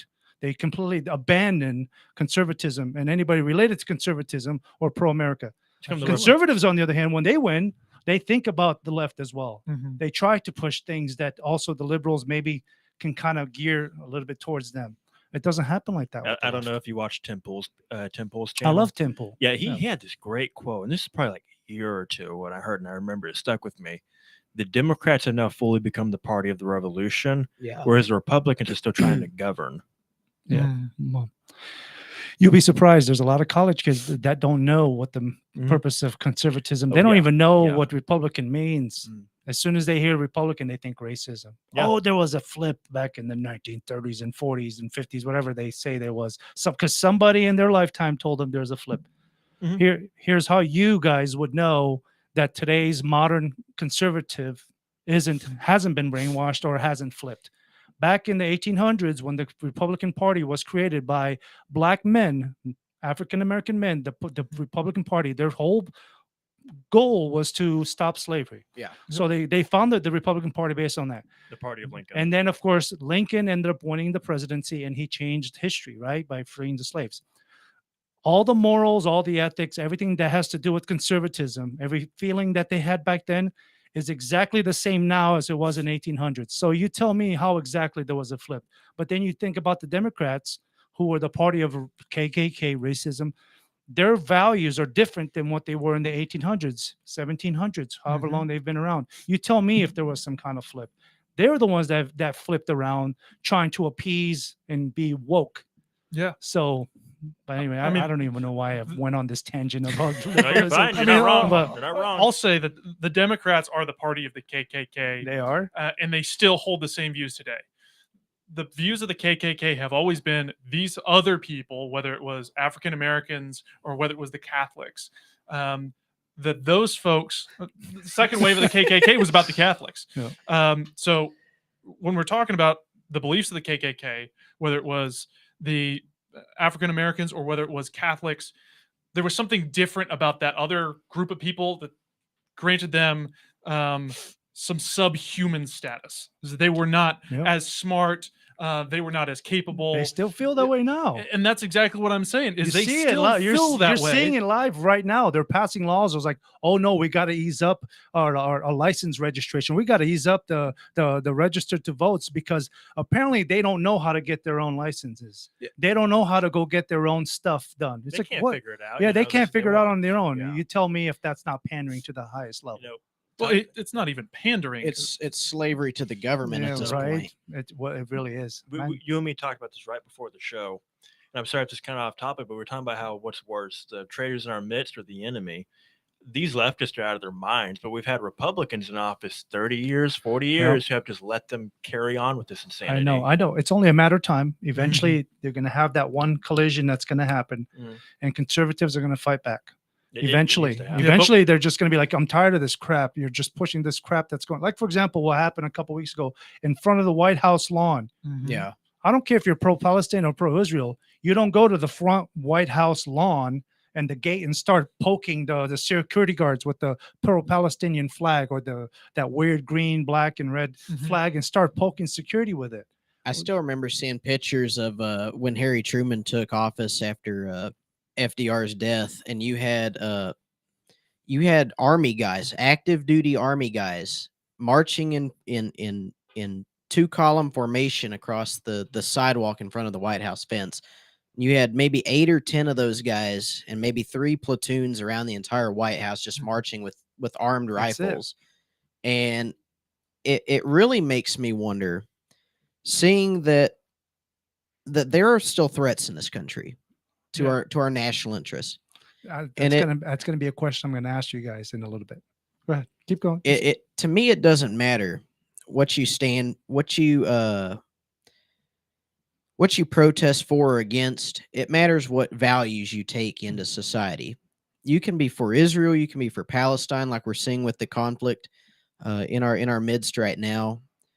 But if you are standing against the country that has given you freedom for this whole time, if you're rallying for or against another country, you're not an American citizen. The moment that you take our flag down in New York City and Like you you put saw up it? a You saw foreign that video? flag, you are acting against the nation that has given you your birthright freedoms, the inalienable rights of which no man can be separated except by God himself. Mhm. And we are created equal. And that is something that our country has in its birthright, in its founding documents, recognized against every man, woman, and child. And when we see people taking down our national flag, it really makes me wonder. There's a picture from William McKinley's election, I believe it is. There's a store in New York City, believe it or not, that William had McKinley, you're bringing him up? Wow. a large billboard outside, and it said unequal and unequivocal allegiance to our country. And the whole building outside was just lit up with this logo, thousands of light bulbs. And you see the flags on every pillar of every building in DC, and it makes me wonder where our national identity went. Why do we only rally together when 2,000 Americans die, when 2 buildings collapse? I know. Why do we as Americans only come together when 500, 700 of our boys in blue or our boys in green die at Pearl Harbor? Yep. Why is it only in times of natural death and tragedy in this country that we see our American citizens rally together? And it really does disgust me. In nature and in other times in history, colonies or countries that are separate from others only band together when there's a threat because they have the geographic isolation. Okay. America is an island. Let's be honest here. We have our own continent. We're away from the rest of the world. We only really have to worry about our southern border. We don't really have this existential threat going on at all times, so we tend to bicker amongst ourselves. Yep. There is something to be said, though, that it takes a horrible disaster to just get one American to look at his neighbor on a friendly term. Yeah. I think a lot of this has to do with the breakdown of our family units. If you're not close to your own family, how are you close to your neighbors? People don't know their neighbors anymore. And, we're in small town Burleson, Johnson County, nowhere near as bad as, say, New York or, California. Yeah, the But melting pot of the world. Yeah, every country is in New York. Every country. It really comes down to a lack of national respect, too. Mhm. I feel like the decline of our ideology, especially, and I was going to tag onto this point when we were discussing the veteran suicide issue. Religion is the cornerstone of my life. And when you really look at the way America was founded, Christianity was put at the steeple of it all. Even back to John Winthrop, you had the John Winthrop diaries. He said, "For we shall found this city in Massachusetts as a city on a hill, and nothing in the world can extinguish its light." We would look at the degradation of religion, and that's really Karl Marx, all these guys. You look at the dictators of the past, they really try and get rid of religion first. When you guns. When you get rid of faith in God, the highest thing that you can hold as excellence as a standard, and the only true truth that you can have in your life dwindles down. And from there, the breakdown of the family. And I really do think that part of the reason our veterans commit suicide, part of the reason that they don't feel heard, is because sometimes religion is the only thing that matters in that fight. You have guys like Captain McKnight, who served over in Afghanistan, and he said sometimes you have to take a day or two before you send these guys out into combat to assure them of where they're going to go when they die. Yep. And when those McPherson, James McPherson, wrote a book, The Cause of Comrades, about the Civil War. If he said that Christians make the best soldiers because whether they die or they live, they know where they're going, and they have that assurance that they can fight as hard as they can to overcome something. Tiffany, before we go on commercial break, Tiffany said that there is a difference between faith and religion. It's true. Oh, Yeah. absolutely. Absolutely. I fully Certainly a agree difference with between that. faith and religion. Tiffany, thank you for that. That's actually makes a lot of sense. So I'm sorry, I didn't mean to interrupt. No, you. I that's just all wanted right. to say that Tiffany said that. About to drag out the catechism of the Catholic Church. Yeah. I mean, I think that the important thing in the big takeaway, and maybe we can touch on this more in the next segment, is that our current generation, or younger generation that's coming up, feels lost. Yeah. There's not a Northern Star. There's not a That's compass what I'm going to get at. I'm going to anymore. ask you, why do you think that it's getting lost? And I'm going to get your guys' opinions. Okay. We're going to ask you guys, I'm going to ask you guys some questions for the younger generation. Absolutely. And I'm going to find out from you guys what your thoughts are on this. Okay. So, ladies and gentlemen, you're listening to Vet for Vets. Hi, everybody at home. If you're watching live, if you're watching later, love you guys. We're going to be back. Okay. This is going to be an interesting second half. Great points from every single one of you. This is a great show. We should do this every week, like vet and pro vets. Yes, sir. All right. Stay tuned. I'll be back in about 2 minutes.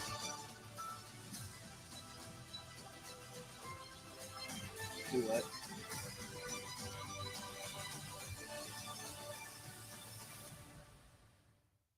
Here's important new information from the Diabetes Solution Center for you, a family member, or a loved one suffering with diabetes. If you have lost your provider, or if you need a provider for diabetic supplies, you may qualify to receive your diabetic testing supplies now with little or no out-of-pocket cost, regardless of your age. All you need is Medicare or private insurance to be potentially eligible. Call the Diabetes Solution Center right now for details. Just takes a couple of minutes. Our friendly, knowledgeable agents will give you free, no-obligation information, handle all the insurance paperwork, and make sure your supplies are delivered directly to your door for free. Call U.S. Medical Supply 24 hours a day. 800-597-9323. 800-597-9323. 800-597-9323. Call right now. 800-597-9323.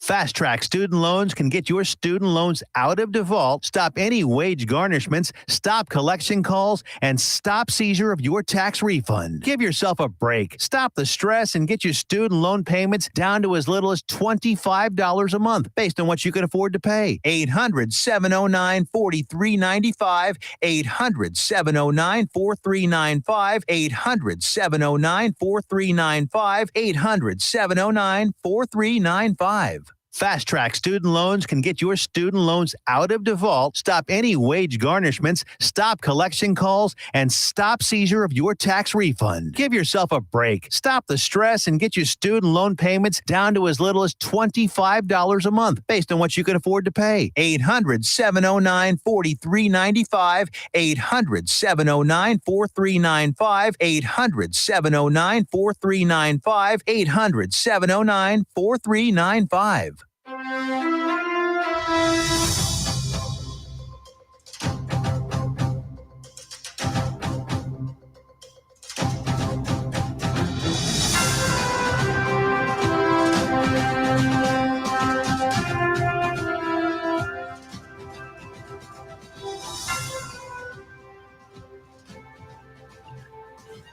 Welcome back to Vet for Vets. My name is Angelo Rocha. I am your host. Today I have three special guests. I have Jake Wernette, I have Mick, and I have Matthew, don't mind me, I speak four languages. Matthew Lucci. Mick, what's your last name again? Gowans. Oh, so I guess your brother's on here? Probably. Sean Goins? That's me. Oh, That's, so most people call me Mick. There's a lot of Sean's in my family. Oh, why not? So yeah, Mick Sean is my middle Goins. name. That makes sense. I was like, wow, somebody named Sean Goins. That makes sense. Well, there you go. Now I know. Before we get started on the second half of this show, I just want to mention that Joco Community Radio is proud to be the voice of Johnson County, Texas, and is live 24/7 on the TuneIn Radio Network. TuneInJoco.com is the place to find all the ways to listen and watch, and the station app is also available for free on all Android and Apple devices. Simply search your store. Check out our lineup and more at jococommunityradio.com. This episode and more are brought to you by Next Level Claims, making your insurance work for you. Reach out to your Texas sales rep at 844-TEX-HAIL. That's HAIL, HAIL, not the southern version of HAIL. Okay, that's 844-839-4245. Be sure to dress your arms and more at thetiffy.com. If you haven't been on that website, it's Tiffany's personal website. She has a lot of great stuff there, especially Christmas is coming up, ladies and gentlemen. If you have any ideas of what to get your wife, go to that website, thetiffy.com. Gotta plug that real quick. I do have to plug that. And my wife's out there, so yeah, that's you know, right. she's probably on the website right now picking out what she wants for Christmas. Okay, ladies and gentlemen, we were talking about veteran issues. We were talking a little bit about politics, and I'm talking like I just drank a cup of coffee, which I did not. So my question for you right now, starting the second half of this show, in your opinion, I'm going to start with you, Matt. What do you think is the biggest threat to America today? I think the biggest threat to America today is not upholding the values that we have built as a country, that this country was founded upon. I believe that those are Christian values. I root a lot of my values. Christian values are what's the biggest threat to our country? No, I'm saying that not upholding Christian values. Okay, so not upholding values. Okay, is the biggest threat to this I was country. trying to find an entity who is the main cause of today's issues. I mean, I could make the argument that Rhino Republicans are the biggest threat because, as Mick was saying earlier, the bigger enemy is not the one who's actually your enemy. The biggest enemy, the biggest threat to you is within. Is the person within who says one thing and does another. The one who stabs you in the back. Yeah, I mean, at least Democrats are stabbing us in the front when we have a whole bunch of Rhino Republicans stabbing us in the back. One of those you can definitely anticipate, and you can counter that. The other one, you know, when you're out there on the battlefield, you would much rather have people shooting at you from the front than someone that you or supposedly on the same team with shooting you in the back. Yeah. All right. What about you, Mick? What do you think is the biggest threat to America? Our own people. Let's look at our school system. It turned the millennials, and now it's So you're talking about government, or are you Well, talking about just the American people themselves? younger Americans. Let me clarify what I mean. Yeah. Look at how our school system has turned. I would say the majority of millennials and a good chunk of Gen Z against America. Then we get into how this is part of the government's fault. Because one, they run the school system, so done. They Two, do. we're talking about there being no North Star for people today. Look at our government. There's not really a lot of pro-Americanness in our government or anything to make any American who loves their country proud of their country from the government. Depends on what party's in. This is true. Yeah. When Democrats are in, a lot of times Oh, the red, yeah. white, and blue is gone. Oh yeah. Like It's right taken now, over by red, orange, yellow, green, blue, indigo, and black and violet. white, Those are yeah. that's usually the flag that takes over when they're in power. In fact, the Democrats will often view the American flag as a hate symbol. I know. Because that right wing guy or that Trump supporter Yeah, happened to oh be my waving a God, flag. he's racist. Like, okay, first off, there's nothing wrong with being a Trump supporter. Two, there's nothing wrong with waving the flag of our country. No, right? And you should be able to wear the flag of your country proudly and carry it around proudly without having your teachers in our public schools chastise you and criticize you for it. And you should be able to come back home after wearing that flag proudly on your arm, serving in our nation's armed forces, and not be chastised and ridiculed like happens to our veterans after every single war, after every single foreign conflict. Yep. Y'all come back and then just get treated like absolute garbage. I know. And y'all don't get the benefits that you were promised when you signed up. Nope. I remember I just finished basic training at Fort Benning, Georgia, 2019. I was getting on the plane to fly to El Paso to Fort Bliss. Different time. First duty station, mind you. I'm a brand new private, fuzzy, the whole thing. I'm getting ugly looks. One person spat at me. Another called me a baby killer at the airport. And then I remembered, this is why my grandfather said in Vietnam got out as soon as possible. This is why so many veterans shut up and sit down and they get out. They don't want to be associated with that. And I'm speaking from a military perspective, and you can probably relate to that. There's a crisis right now in the military. We can't recruit. My guard unit is no longer deployable. We do not have enough people. Well, when the leaders don't know what gender they are, Yeah. leaders like generals, lieutenant colonels, majors, they don't have no idea what they are, and they're expected to be leading the same military that you're supposed to fight for. Yeah, because when you get to the flag officer level, those folks, I know, those are promoted in a political process. Once you're past major, and I would say sergeant first class on the enlisted side, Yeah, it's purely political. Who can brown nose the most? Who Yep. toes the No, party line? I'm also saying that once you hit flag officer, those promotions have to be approved by the United States Senate. Mm. And so it is a political process. Yeah. Who does Purely get promoted? political. It's Yeah, purely political. from the U.S. Army standpoint, yes, the military has to choose you to promote you. But so you're saying the Gen Z, the Gen Z liberal mindset is what's the biggest threat to America today. Yeah, you and- said it's somewhat the The same. enemy within. Yeah, the enemy within. I, What about I you? won't disagree with that, and I'm not saying that Gen Z and millennials alone is the problem. I'm saying that's the biggest threat. The problem is really our government, but it's Yeah. If I had to say who's going to burn down the next city in the next summer of love, it's not going to be the old Republicans. Okay. What about you, Jake? What do you think is the biggest threat to this greatest country ever created in all of mankind? First, amen to that. Yeah. Second, many people that watch the show, for those who don't know, I am a proud McCarthyist. Hate me if you will. I'm standing for something in my life. Kevin McCarthyist? Oh God, no, Joe McCarthyist. Had to clarify there. I believe the biggest threat to our country are Americans who are willing to sell out their own country for foreign influence. And I cannot summarize that in 2 words enough than communist infiltrators. I really do believe, and it's very hard for me to read the work of Joe McCarthy and to look back at his Senate hearings and all of the people that he went after. And I do want to remind everybody that it was, I believe his name was Joseph Welch, and it was the U.S. Army, flag officers and all, who went after and ostracized Senator Joseph McCarthy for saying that they were hiding American enemies and communists within their ranks. And we look at the way that our Army has gotten. It's just like every other aspect of society. It's an institution with values, with virtues, and with principles. And when we look at public schools, I'm going to compare public schools to the United States military real quick.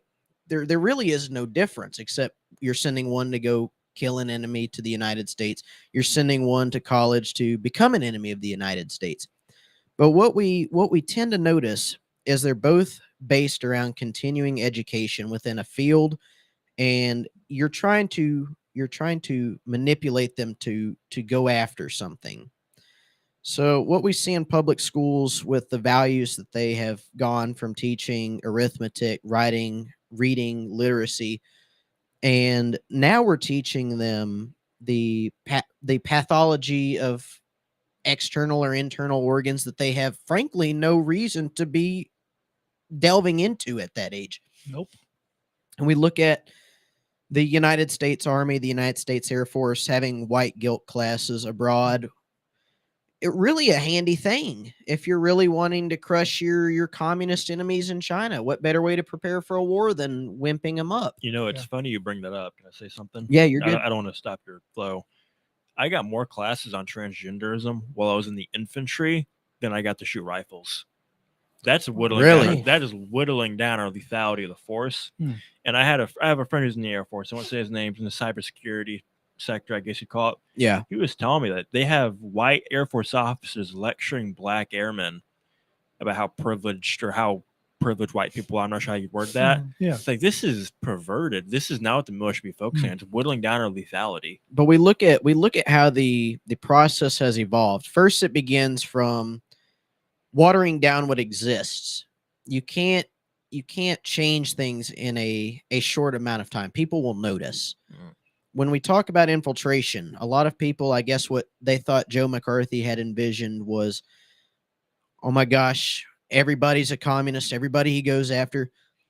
But what people don't understand was that it's a process. It's like weathering a rock. It's gradually, the water runs over it, takes the sediment elsewhere and redistributes it. So we look at the watering down of the culture that was part of the Army. You look at post-World War II, post-World War I, it was very masculine. You had men that were taught to value their country, that were taught to value God, that were taught to value family, that were taught to value trusting each other, to be husbands, to be brothers, to be friends together. And there wasn't anything more clear than that when we got to Vietnam, when it was, we all come home or we don't, none of us come home. And that you can take that all the way up until Afghanistan, until the recent pullout, which was an utter embarrassment on our current administration. Yep. But once you water down those values, it starts usually by saying the questioning phase comes in. Is that really true? Is that really what you believe? Is that really what this country was founded on? And we get down to the nitty gritty of next completely abolishing that ideology. We get into people saying, well, now that we've watered that down, we figured out that those virtues don't actually stick. In the case of religion, this would be the point where the atheist has convinced the Christian that God does not exist because of every bad thing that's ever happened to him. And then you look at the replacement. What they replace it with is sort of a humanistic religion, and there is no other head of that religion than the state.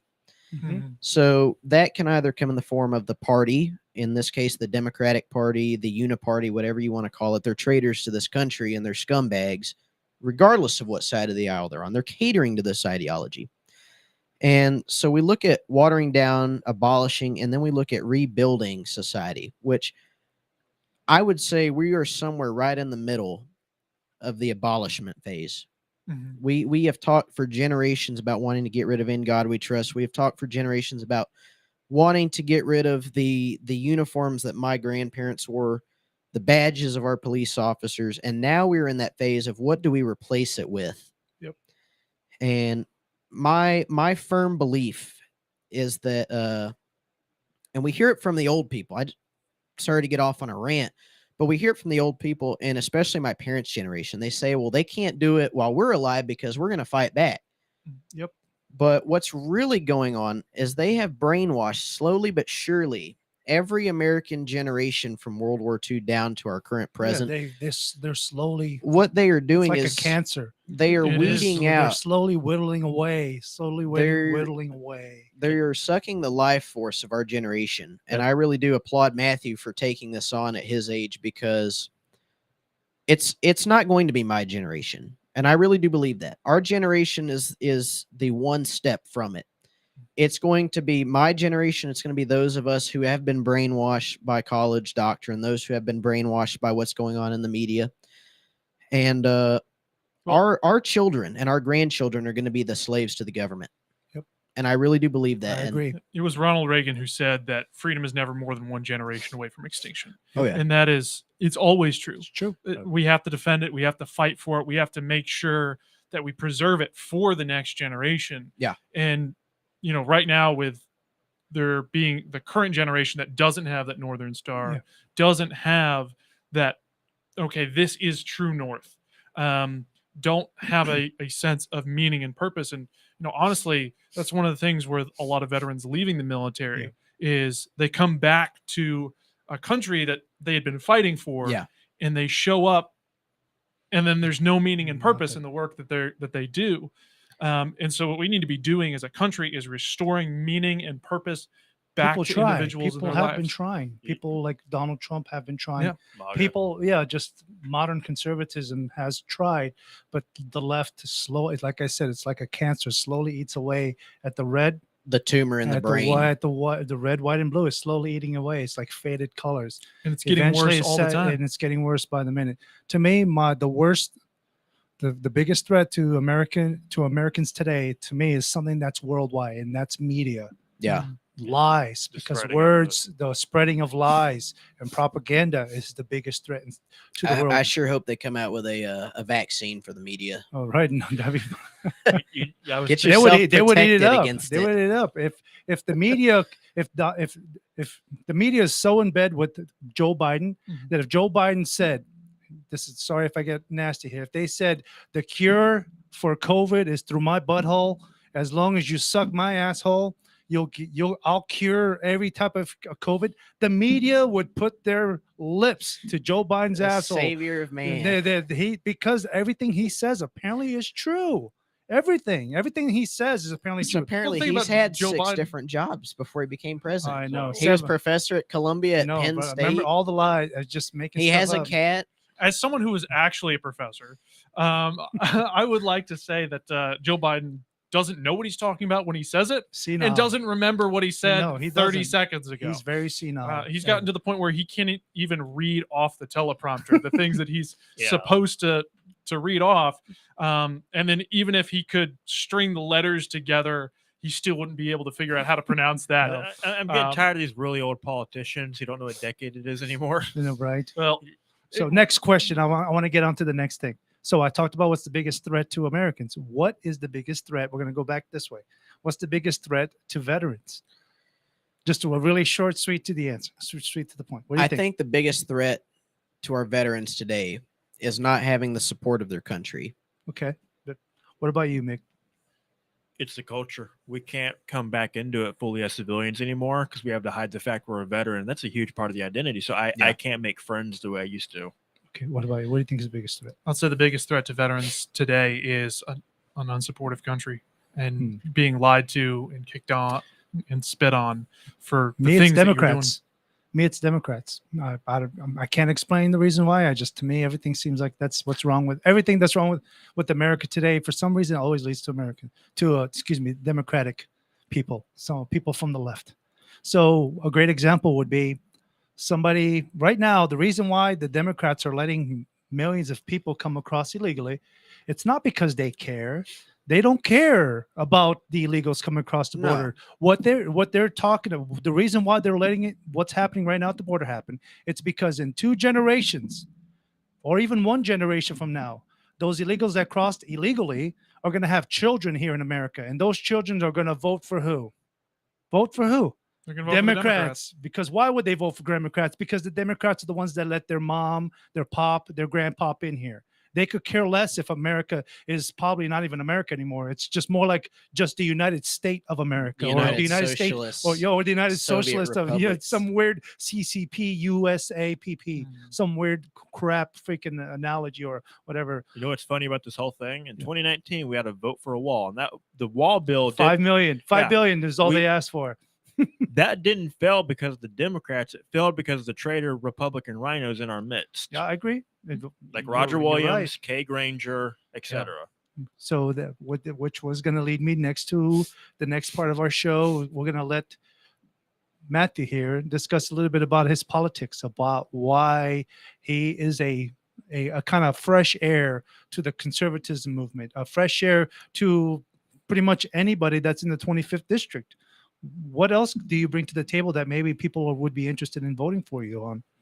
Yeah, I think the important thing is a connection to that younger generation and that feeling that life is not turned out for us the way that we were promised that it would. And it's not because of the Democrats. And it is partially because of the Democrats, but it's also because Republicans have been spineless. No shit. They have not stood up for the things they campaigned on doing. You know, they've campaigned on veteran services, making the VA better. We were talking to a guy up in Mineral Wells who had served in the Army for many years. He had a heart attack, and it took him 7 years to get a surgery. Oh, my Lord. Going through the VA. That irks me the most because it makes me think, what if it was my grandfather? So whenever somebody like me and you, we hear, oh, this guy had these issues, took him 7 years, some people just wouldn't care. But you got to have a little bit of empathy. If you put your shoes in their shoes, if you put their, I would put myself in their shoes. It hurts. And the thing is, all he needed was a simple stent 7 years ago. Oh my but goodness. He needed a triple bypass by the time they were able to get his surgery done.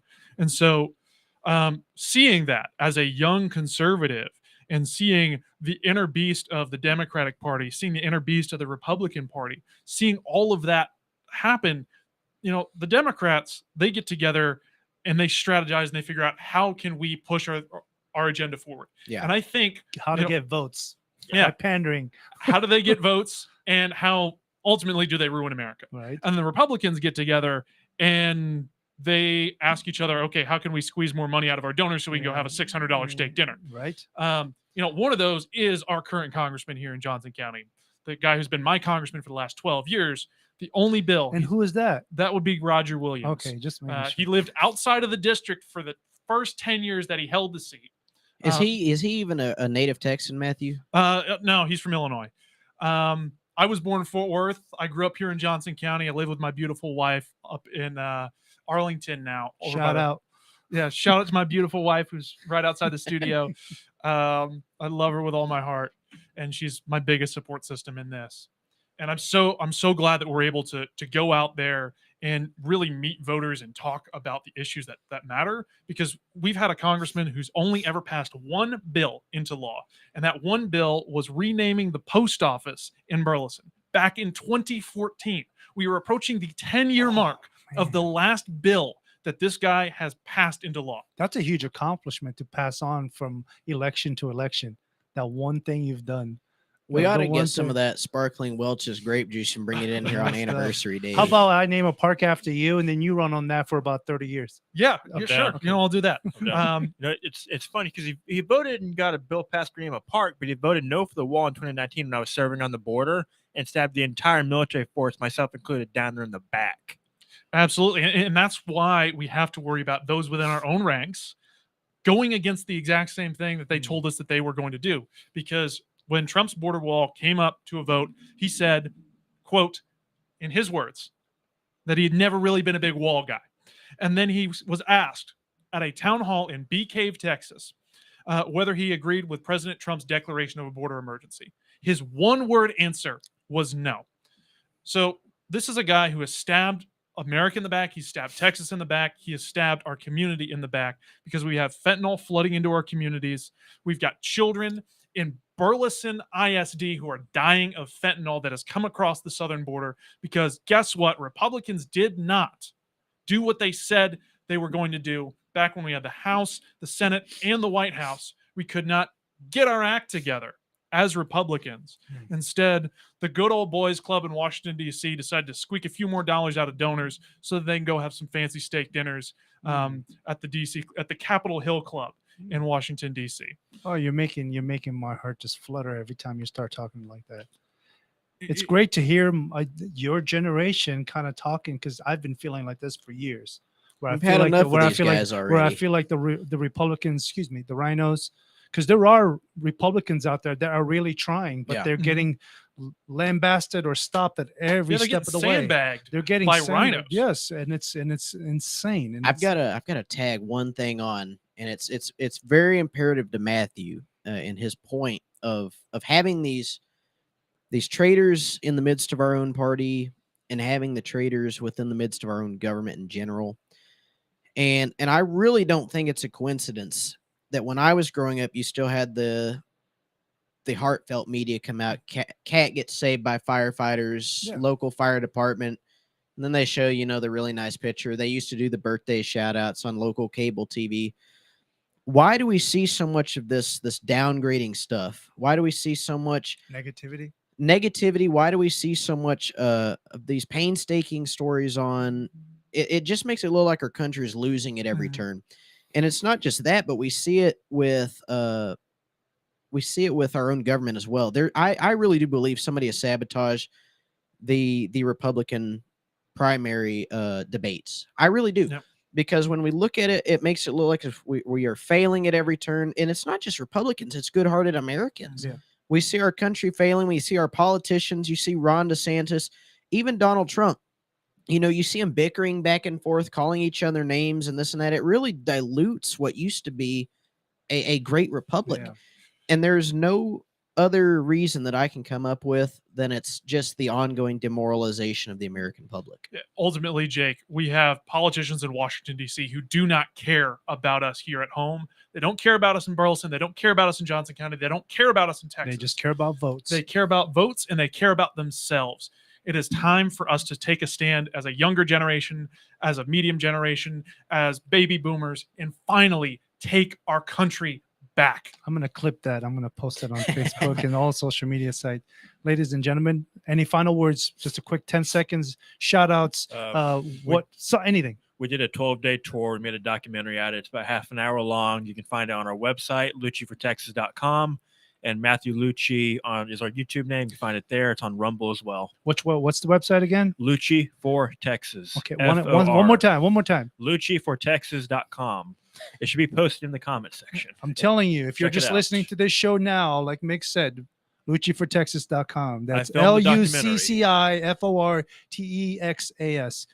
Go on there, find out everything you need to know about this man right here, Matthew Lucci. He's going to be our next great representative. Okay? He's the new blood. He's fresh blood. Get something done for once. All right. This is Angelo Rocha. This has been Vet for Vets. Thank you, guys. Hopefully Thank we you, can do this veterans. Thank you for again. having us. Okay. It's great talking to you guys. Good night, everybody.